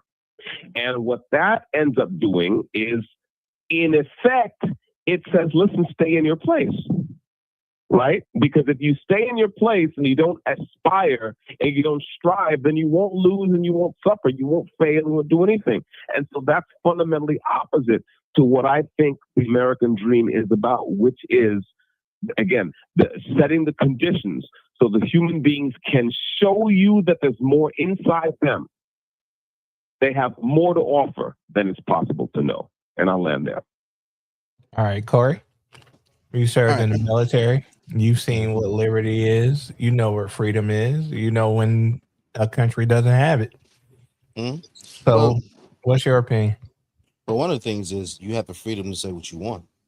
That's one of the first things. You have the freedom to say, I don't like this. I don't like that. I don't like the president. I don't like the vice president. I don't like this senator. I don't like this representative.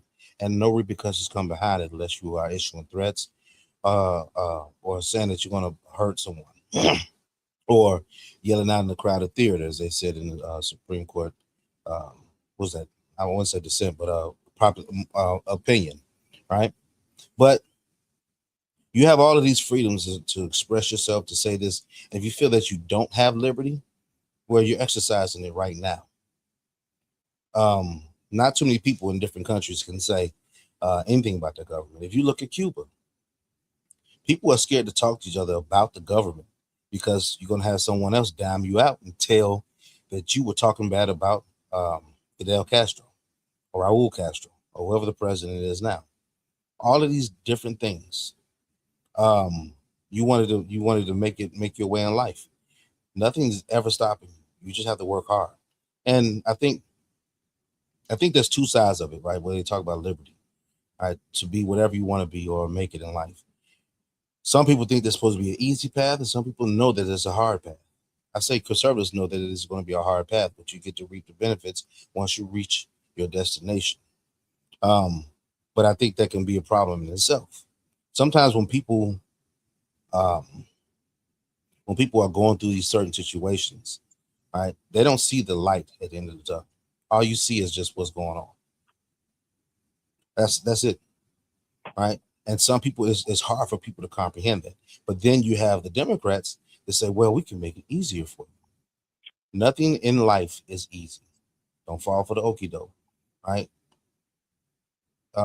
Also, I think what happens is people don't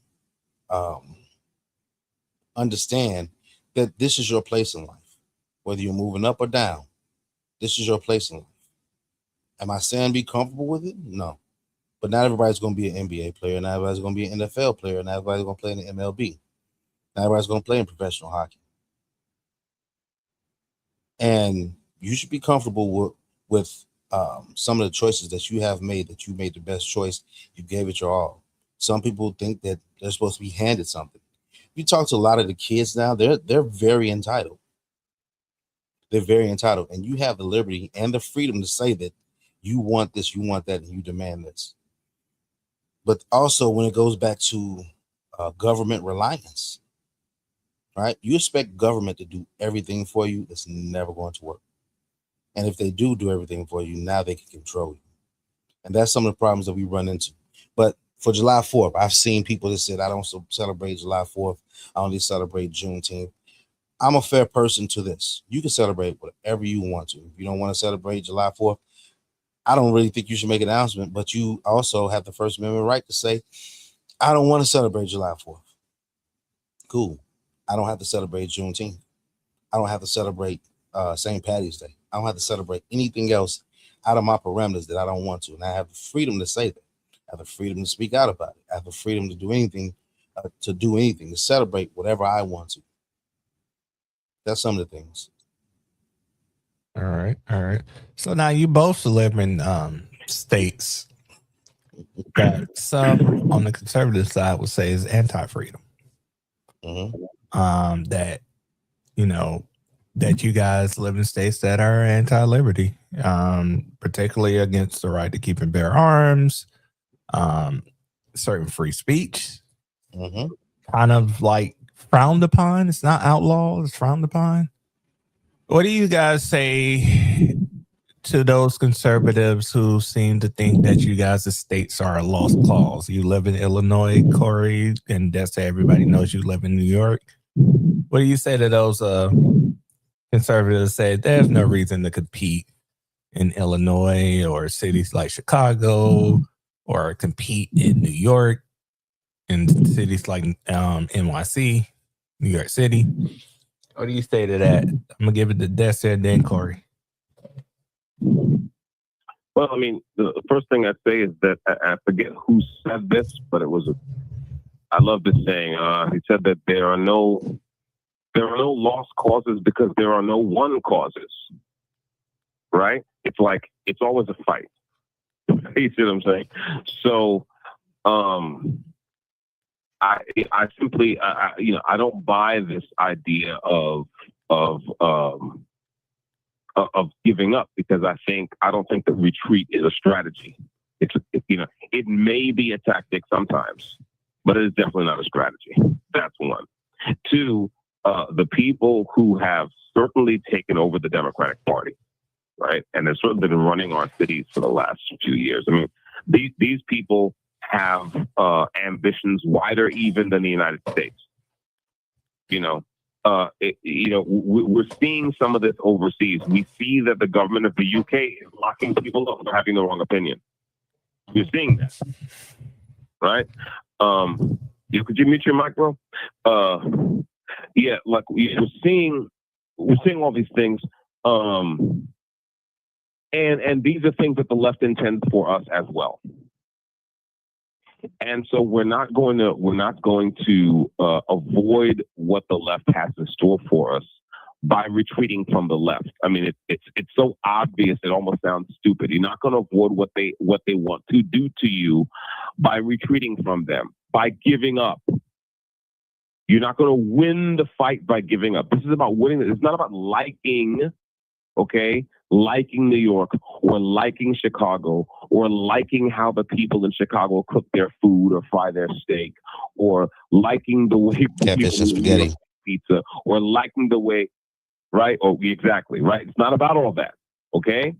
It's about It's about fighting people to a standstill. It's about defeating the people who wish to destroy what you are and what you have and destroy the meaning of that. That is a fight. Now, what that means is that you have to actually get up and fight everywhere. Okay? That's it. You know. And again, the number one problem, I'll land here, the number one problem American conservatives have is that there is not enough fight in them. And by fight, I do not mean, you know, one's willingness to talk spicy on social media. That's easy. Talk is cheap. The question is, do we have an actual political movement that's willing to go into these places where our political adversaries are literally destroying America street by street and start to take back America street by street and house by house? That is the job. And how long, as a conservative, you might ask, how long is that going to take? How long is that job going to take? How long is that fight going to take? Not long, just the rest of your life. And the question is, are you ready? And if you are, then fight's on. Let's go. And that's it. Same question, Corey. Dexter's right. Dexter's right that you don't run from the problem. It's easy to run from the problem. It's easy to go ahead and move to another state. It's easy to do all that. But you have to have these very complex conversations, even though it may frustrate you sometimes. May frustrate you with you know, some of the bird brainness, I guess that made that word up, but hey, some of the bird brainness that you may run across. There's some people are so ingrained in their conviction that they can't listen to what you have to say. One of the things that if they don't listen, then guess what? Experience is the best teacher. My mother always told me, experience is the best teacher. I think everyone said that, you know, hard head make a soft ass.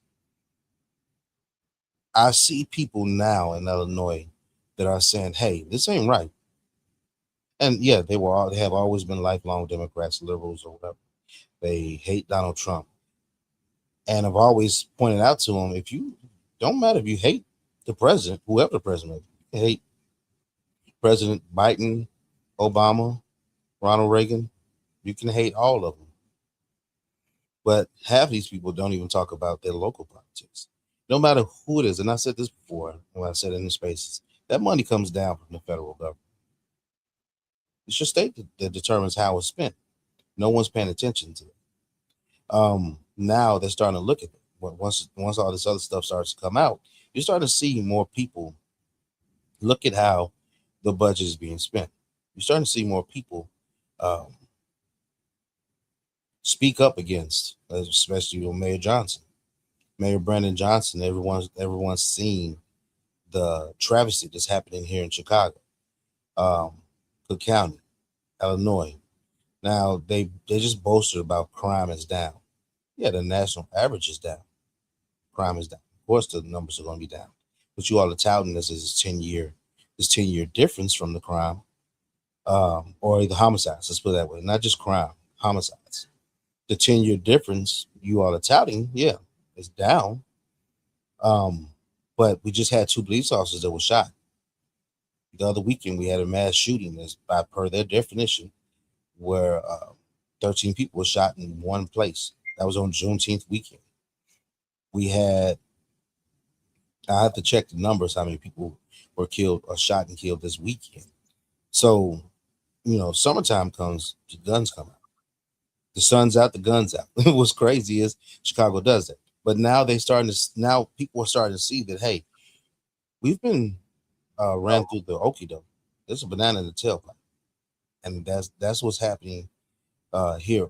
But to go back to the whole question, you have to have those complex conversations. You have to be willing to talk to someone that at the very least can listen and you can dialogue with. And that starts to change minds more than anything. And you can just plant a seed. People will go home and think about it. You don't have to go full on and tell them, you need to think the way that I think. No, you can plant a seed, you let it grow, and they're gonna come back and ask you more questions. And you can answer those questions because that's if that person is willing to actually listen. So that's kind of like my answer to it. Like Dexter said, it's gonna take a lifetime, and it may not be long, but it's gonna take a lifetime. And you can spend your whole life trying to talk to someone and dialogue with them, and then talking to your children, what you instill in them, and everything. To offer my opinion, like I agree with you both. You know, I've always said I can't stand weak men. Weak men irritate me.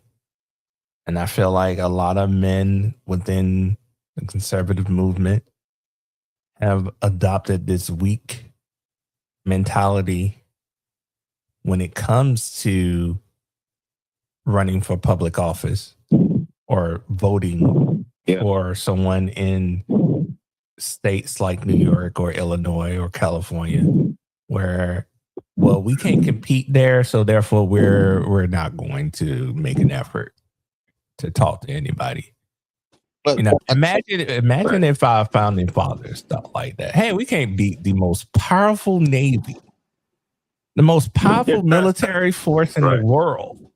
We can't beat them, so therefore we're going to pay the tax, give up our guns, limit our speech, things like that. So, you know, you look at conservatives today, they're yellow belly. They're like dogs who show their belly. They're willing to give up. And I can't stand those type of conservatives. I know y'all can't either. So no. But the question would be this. And I think that I want to pose this to both of you. I'm sorry, Dexter. But, and I'm not making an excuse for him, but could it be that you're thinking about being fiscally responsible and how much money you're going to throw at certain campaigns in certain areas? That's a Democratic deadlock? No, it might be. But go ahead, Dustin. No. Because look, here's the thing. I understand what you mean, right? And if it were solely a monetary issue, then I'd be much more with you. But no. Because here's what I noticed, even back when I was outside. Okay, people were not even willing to get involved in something that didn't cost them any money. People were not even willing to start to talk, to have the discussions about things like infrastructure. Like both of you know that when I was outside, I was building software infrastructure to help conservatives who wanted to start to make moves in local and state elections. Right? Now, you know, when I built that system, that one system that's still, it's open source, it's still up on GitHub. When I built that system, right, to pull voter analytics from a voter database at no cost, you know how many conservatives I was able to interest in that? One. And she didn't have to pay any money. All we did was we got on a screen share, and I showed her how it worked. And I said, okay, now tell me what questions you have about the analytics, and I will run those queries and send you the data. And that's what I did. Mission accomplished. And I was telling people, listen, going down out, if you're trying to get help, you know, trying to develop a conservative network somewhere in the USA, and you're looking at this, and your local party is giving you the slow walk, I will help you for free. So no, it's not about money. No, it's about an attitude in which people have given up. They don't just want to not spend money. Not wanting to spend money is perfectly normal. They don't want to do anything. And that's a problem. And I'll go further. Okay, in my state, in New York, right? I believe the New York Republicans just got dissolved, or they got their charter revoked or whatever. Why?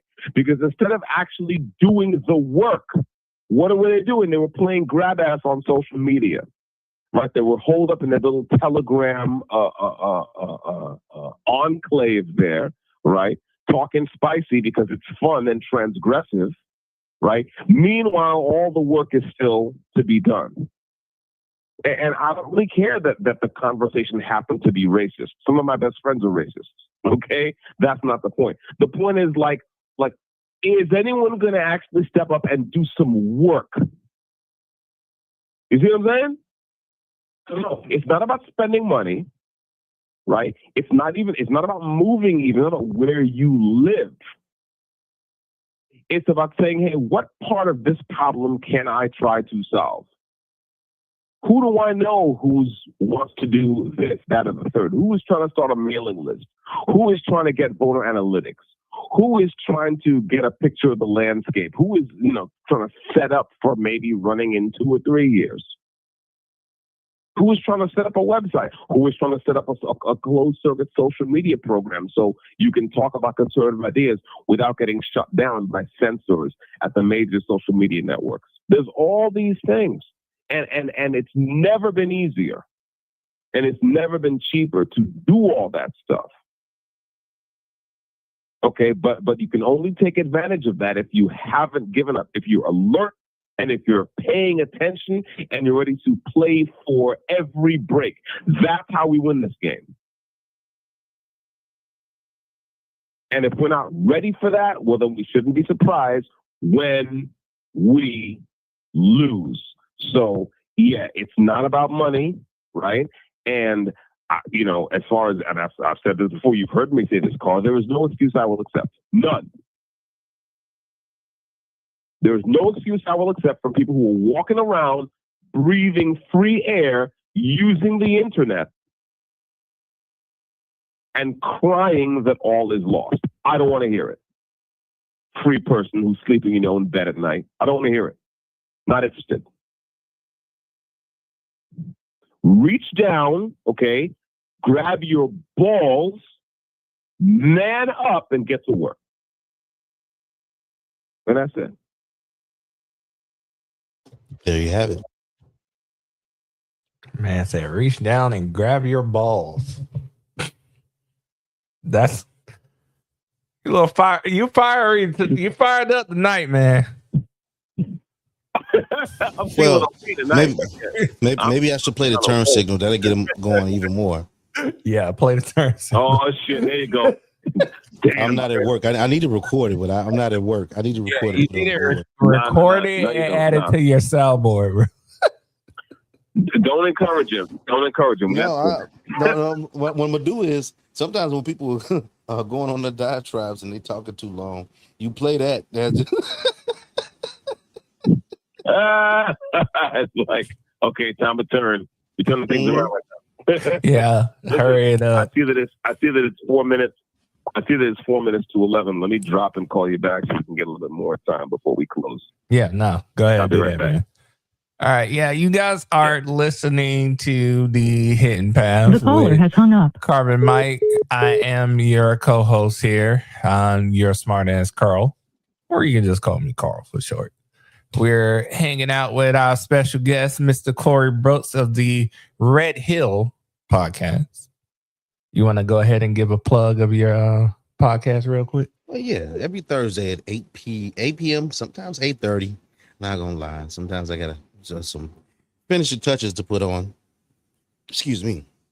I talk about issues that may plague the communities, plague America. This week, I think I'm going to talk, a little bit more about Chicago, but the 2 police officers that were shot here this weekend, I don't think it was this bad. I don't think it was that bad this weekend, but Juneteenth weekend, that just will forever be there. But and there's probably a few other issues that I want to talk about. But yeah, guess Red Hill Podcast. I am on YouTube, X, Facebook, and Instagram. I got to change all my names throughout everyone. But if you want to find me on YouTube, that is Red Hill Podcast. All right, brother. I appreciate that. We got Dexter coming back here shortly. Give me a second. We're connecting the call. I gotta listen to this whole greeting before it actually connects. So, Cirrus, you may start the conversation now. All right, what's up, everybody? We're back. with Mr. Carbon Mike himself. This will be the last phone call that Dexter can call us with tonight because of limitations on the Democrat phone system. Democrat phone system. Talk about liberty. The party of liberty only gives you about 30 minutes per call. We're still talking. We're still talking liberty, freedom, post 4th of July.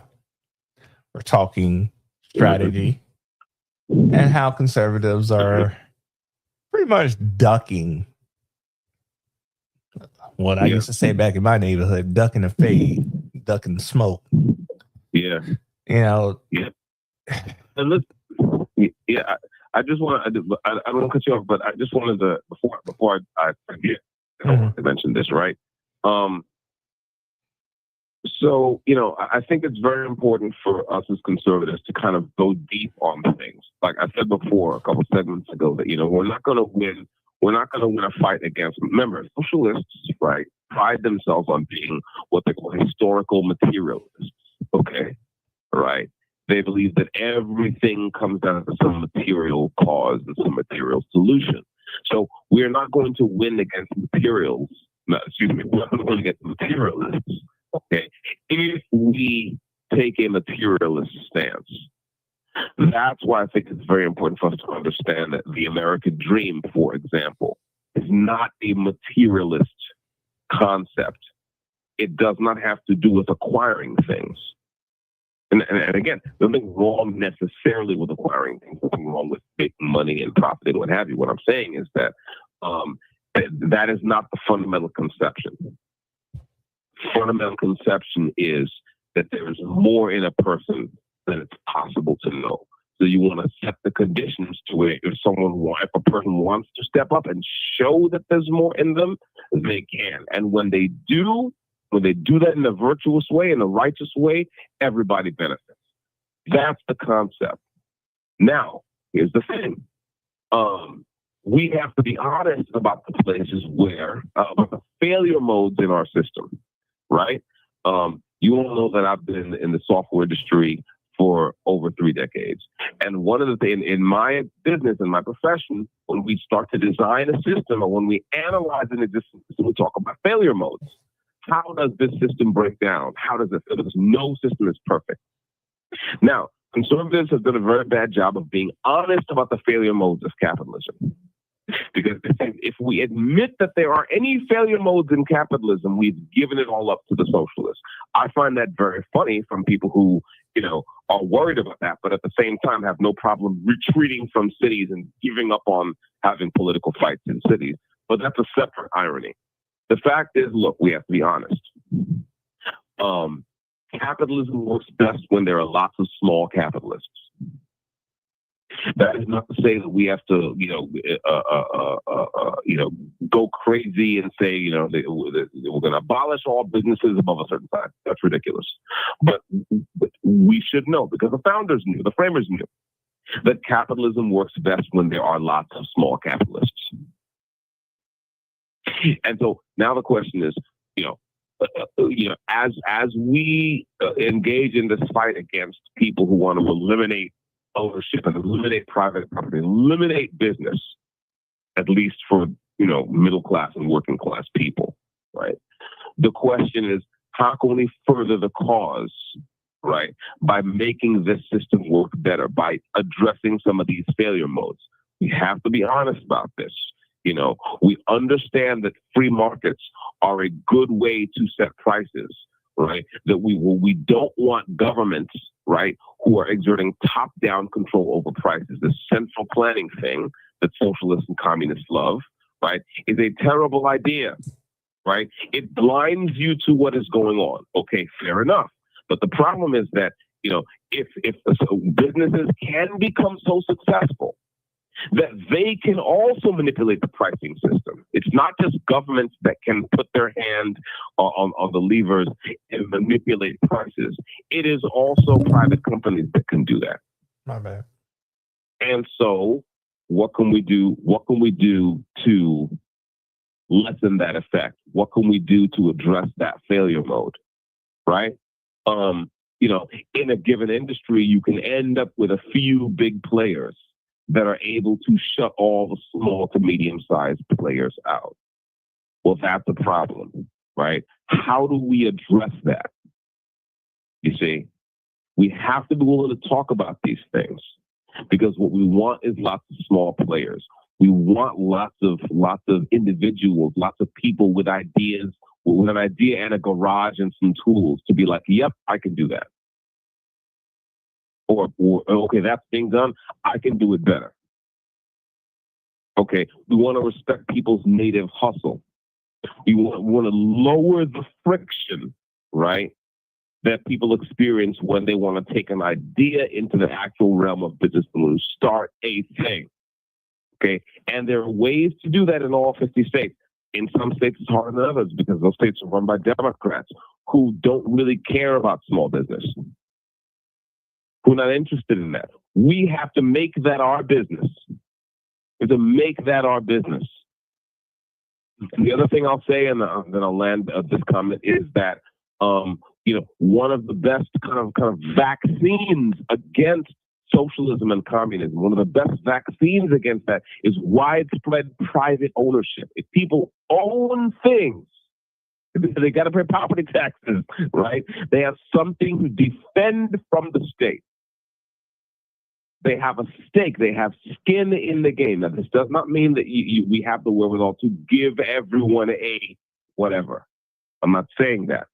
What I'm saying is that to the extent we can set the conditions for broader private ownership, we should.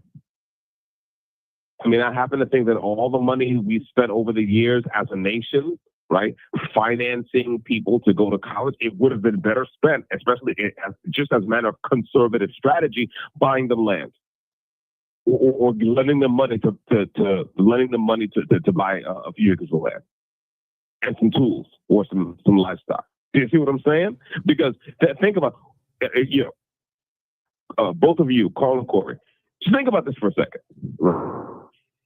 The U.S. government lends someone, you know, a couple $100,000, right, to go get a liberal arts degree, right, and then they go to our corrupted, our co-opted education system where they learn to hate everything, especially everything American, right?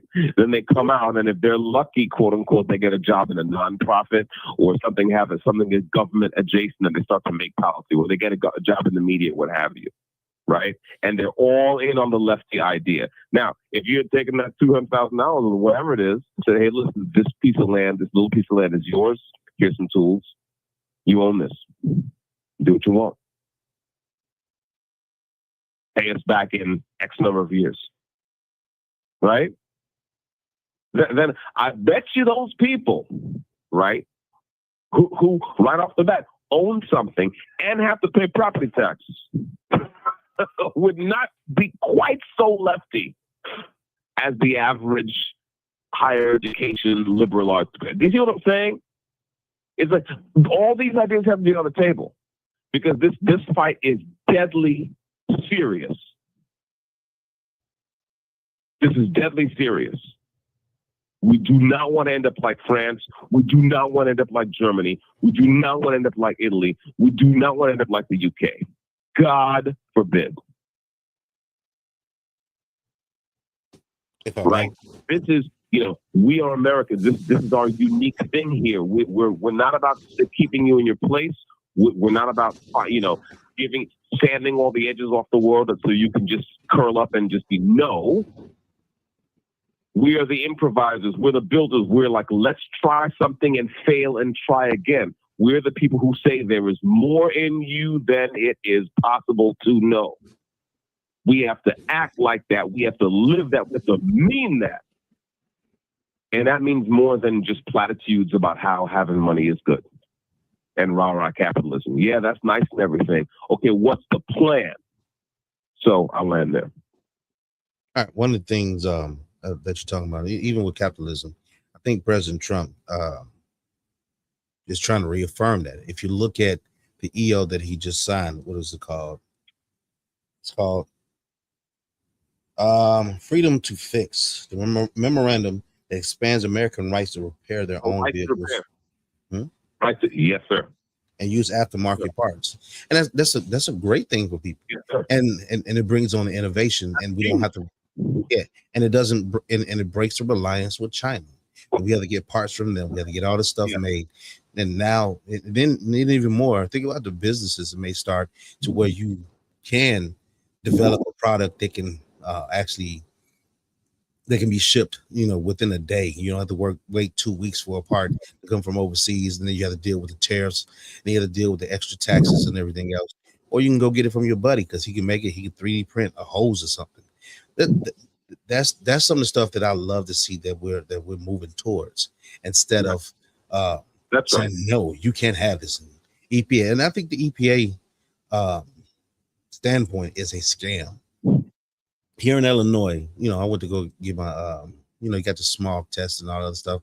I get it. We don't want to be like India where we have a cloud of smog and we have all these other stuff and the ozone layer. I get all that. But to hold someone ransom, and this is what Illinois does, you can't get your sticker until you go get this smog test. Well, then you have all these electronic sensors that mess up. Once you get all these electronic sensors that mess up, well, then they're going to try and find it. It becomes very much a costly thing where you have to get that car fixed or the sensor replaced and everything else. That's taking more money out of people's, out of their pocket. That's one of the sucky things about what they, like I said, holding their ransom. But then fix your own parts. I will fix your, damn, I'm forgetting the name. Freedom to Fix. Freedom to Fix. I got to remember that. But Freedom to Fix is a great thing. Right to repair. Right to repair. Freedom to Fix. Yes. That's huge. Yeah. And by the way, so sorry to cut you off. By the way, even forget about China for a second, right? Again, what I said about large players, right? Large, big capital, like John Deere is a big company. And even if it didn't have any footprint in China, even if China wasn't part of its supply chain, right, you could see how John Deere, it's in its own interest, right, to say, no, you can't fix this tractor, you have to come to us. That's in John Deere's economic interest, right? And that's what I mean. That's an example of how government has a role to intervene and say, hey, no. It's like this person bought this thing, and it is theirs, and they have a right to fix it because it's theirs. And it's also about standing by your product. It's also about standing by your product. Also, because but it's also about go on. I was saying it's also about standing by your product, and also, everybody talks. We talk about how, I wouldn't say simple back in the day a car will be able to fix. Now you got all these different chambers and different valves and stuff. Then you have electronics to come into. It becomes more and more difficult and more costly for the average American to actually fix their own car. Even though you're talking about John Deere and their tractors and everything, and they cornered the market, well, you got to come to us for the parts. You got to come to us. We can charge you a exorbitant amount of money for our product that we should be standing by. Now, this puts it back in the consumer's hand that you can fix your own parts and you can take care of your own stuff and not rely. And think about the farmers. If they're sitting around for 2 weeks and waiting for something to be fixed, they're missing out on money. Right. But this is exactly what I mean. And by the way, I'm delighted that Trump took a stand on this, took a meaningful stand on this. But this is exactly what I mean. I mean, this is why Trump is so interesting, because as a disruptor, right? In other words, the Republican, the mainstream Republican Party, right, and its operators would have been completely happy, right, to sit back and say, well, that's just the free market. No, that's not good enough. Do you see what I'm saying? It's like, no, there's a role for government to interfere and say, hey, hang on a second. Yes, you got the right to make a profit, John Deere, but calm down. That's exactly what I mean. You know what I'm saying? This has been a problem for a while, and as far as I can see, Trump is the only president who's addressed it. right? Because again, he's not a mainstream Republican as such. He's kind of a disruptor. He's really an outsider. And that's the kind of disruption we need. Like, it's not good enough to just sit back on those cliches about job creators and capital in the market and say that's nice and everything. But again, we're trying to make it so that the little guy, right? The little guy with a handful of tools and an idea and the ability to do something can get in there and play for the breaks. That's critical. And that's more important than all the mergers and all the acquisitions and all the SEC filings and all the IPOs and all that shit. Okay? What I'm interested in is the guy in his front yard or in his barn, right, with a handful of tools and a look on his face. You know what I'm saying? Yeah. That's my guy. And you know, one thing to go with that, I think Amazon was started in a garage, right? Whether, you know, people like him or not, but that man actually grinded and had to, I think he took small term loan from his wife's father or something like that, whatever the story may be. That man started in the garage. He had a dream, an ambition, a goal. Even when you look at Facebook, whether you like Facebook or not, he started, of course, it was out of spite, but he started something that became very big. It was revolutionary. Any social media platform, or even more, any invention. And that started in a lot of people's garages. Bands, they started in the garage. So Americans have this ingenuity and this innovation in them, and government needs to let that grow, because you're going to have your bad stuff. You can look at Amazon and point out the bad stuff with that. Point out bad stuff with everything.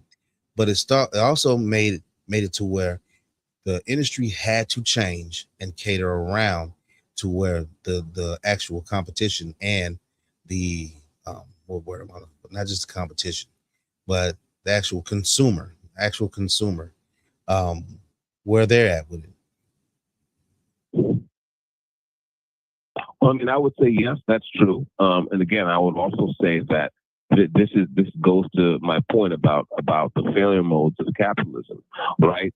Small, scrappy startup companies can sometimes grow into these huge companies that turn around and engage in economic self-dealing, engage in rent seeking, and engage in these practices that unfairly shut out competitors. You see, shutting out your competitor is not a bad thing if you're out competing your competitor, right?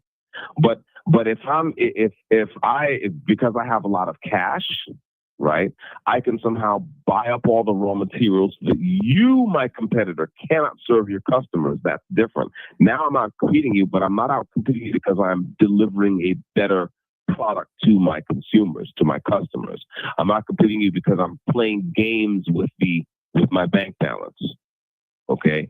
And this is something, those kind of failure modes of capitalism are something conservatives have to at least be willing to talk about, because to the extent we can find a way to shut those failure modes down, right? And reintroduce kind of risk for everyone, and like risk for the big players as well. And so, big players, you might be big, but you got to compete fairly. You got to play fair, right? That's important. And it doesn't mean that we're going to try to eliminate failure. You can't eliminate failure. What you want to do is you want to make sure that the little guy with an idea, right, feels that he's got a shot to get in there and compete with the big guys. And American capitalism, we have to be honest, has not always been good at that. There was a movie years ago, perhaps decades ago now, called Tucker, right, about a guy who had an idea to build a car. And the big three automakers went after this guy. And that's a problem. They went after him in ways that were not merely trying to outcompete him in the market. They tried to destroy him because they had a lot of cash in the bank and he didn't. That's a problem. That's a problem. And if we're really conservatives, we really believe in this thing and this experiment, then we also believe in addressing the failure modes so we can get things more right as time goes on, and we make it so that this remains a place where people can show what they have to show the world. I have a question about that. Get out there, they can compete, they can fail, and try again. Go on. I have a question about that. I understand that the weight of the companies and these billionaires, and they have the money to keep fighting, these small companies don't. But when you come out on the other end and come out better, wouldn't that scrutiny actually make that company even better? No. Wait a minute. It's not about making the company better. Listen, if you and I are both stronger cell phones, right? Mm-hmm. Well, no, wait a minute. No. If you and I are both making stuff, we're both cell phone manufacturers, right? Mm-hmm. So we both need flash memory. Okay. Now, if let's say because I have a lot of money in the bank, in one season I decide to go at one year, we release a cell phone model every year, right? And we're competing on features and this and that and the third. Now, for whatever reason, I have a big balance, or I can borrow a lot of money. Okay, so in one particular season, I'm going to buy up all the flash memory, so you can't make cell phones for your customers who want them. I am not out competing you anymore.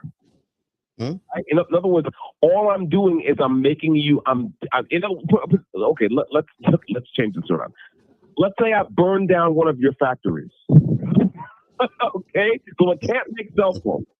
Well, quite obviously, okay, I'm not out competing you on the basis of having better hardware anymore. I'm not competing you because you can't produce it. I've destroyed your ability to produce what you need to produce.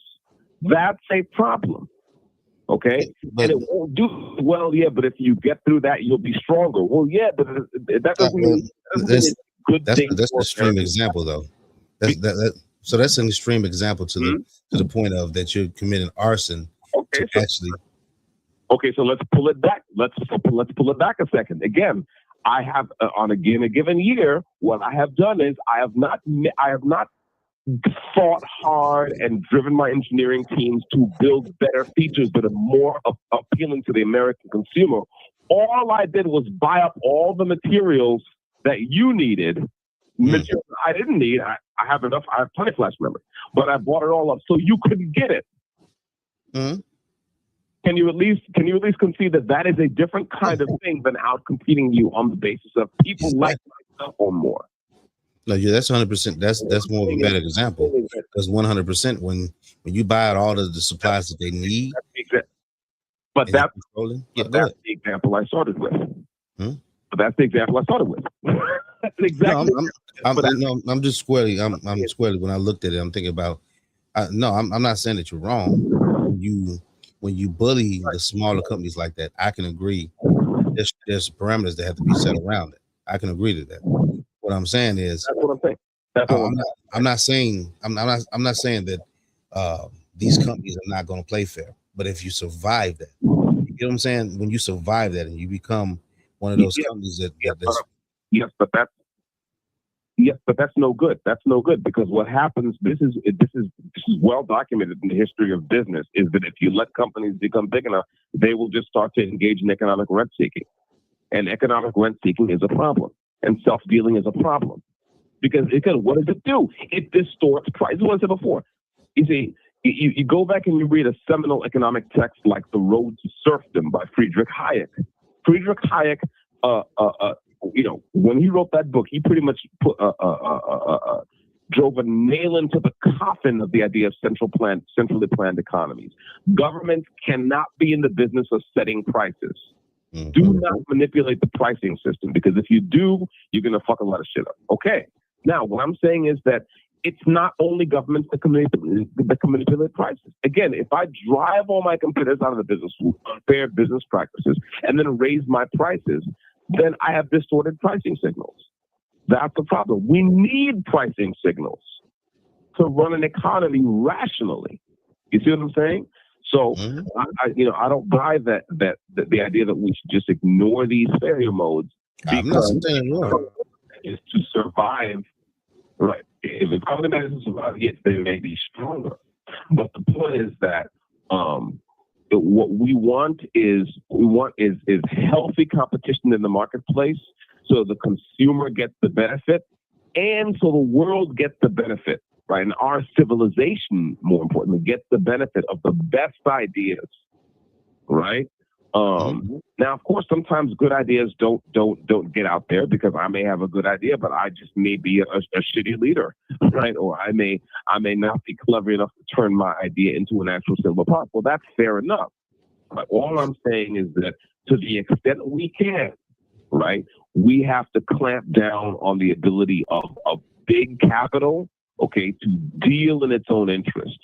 And to crush competitors. By the way, overregulation, and here's the thing, Democrats collaborate in this because Democrats are delighted to overregulate markets all the time, and they do it all the time. Who does that benefit? The big players who can afford to eat the cost of compliance.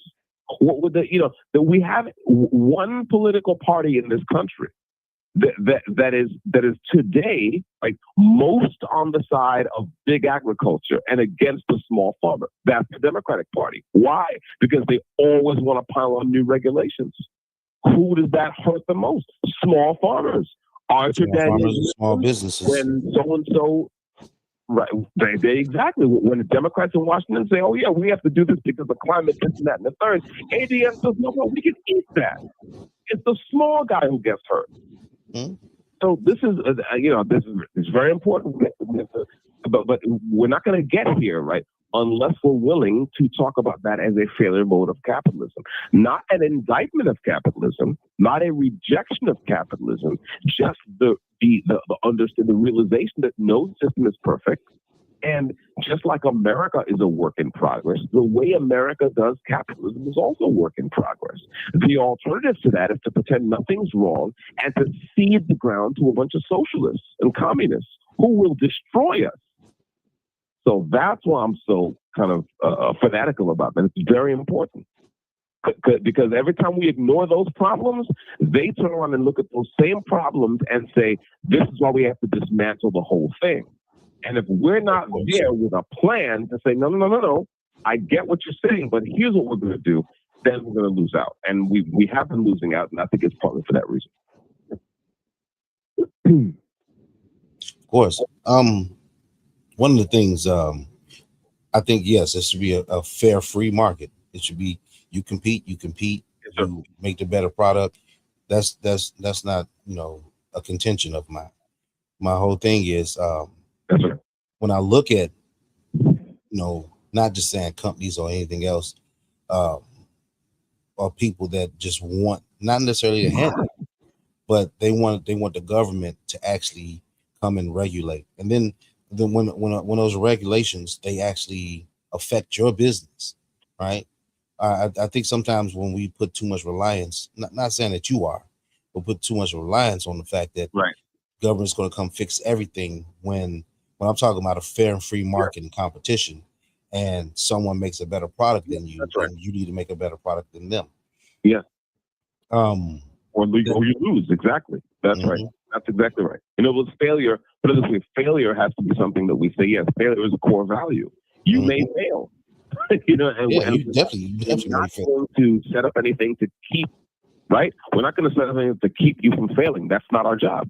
No, we're going to make sure that if you're going to get up there in a fight, and if you win, it's because you fought fair, and if you lose, it's because you fought fair and you lost. The other guy fought fair too. Yep, and that's the thing. That's exactly right. Yeah. That's mostly what I was trying to get to, because when you're looking at the way that they set these parameters. 1 minute left. Oh, well, no, you got a 1 minute left, and it's your last one. You take that 1 minute and go ahead and say it. I know. Yeah, brother. I mean, great to be on the phone with you all tonight. Had a great time. I hope our listeners had a great time too. It's always fun. Happy birthday, United States of America.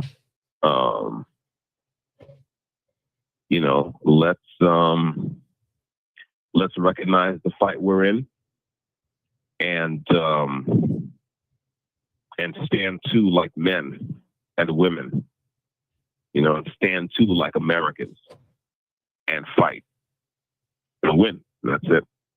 All right, y'all. God bless. Yes, sir. We love you, man. Keep your head up, and we'll be looking at that appeal real soon and whatnot. I wish we could have got into that and talk to you about it. But I came a little late because I was doing my thing. Thank you for using Securus. Goodbye. It's all good. So I want to thank you, Corey, for joining us on the podcast. I appreciate it. You're always welcome. Also, I want to thank everybody for listening. I have a date with a chair tomorrow for dialysis, so I'm going to go ahead and sign off. Join us next week, Monday at 7 p.m. Eastern Standard Time, for another episode of the Hidden Path Podcast. Also, be sure to catch Corey on Thursdays. You said 8 p.m.? 8 p.m. Central Standard Time. So that's 9 p.m. here, Eastern. So please join the Red Hill Podcast, 8 p.m. Central Standard Time. That's 9 p.m. Eastern Standard Time. All right, y'all. Y'all have a good one. See y'all on Hidden Podcast. All right, man. Hidden Path Podcast.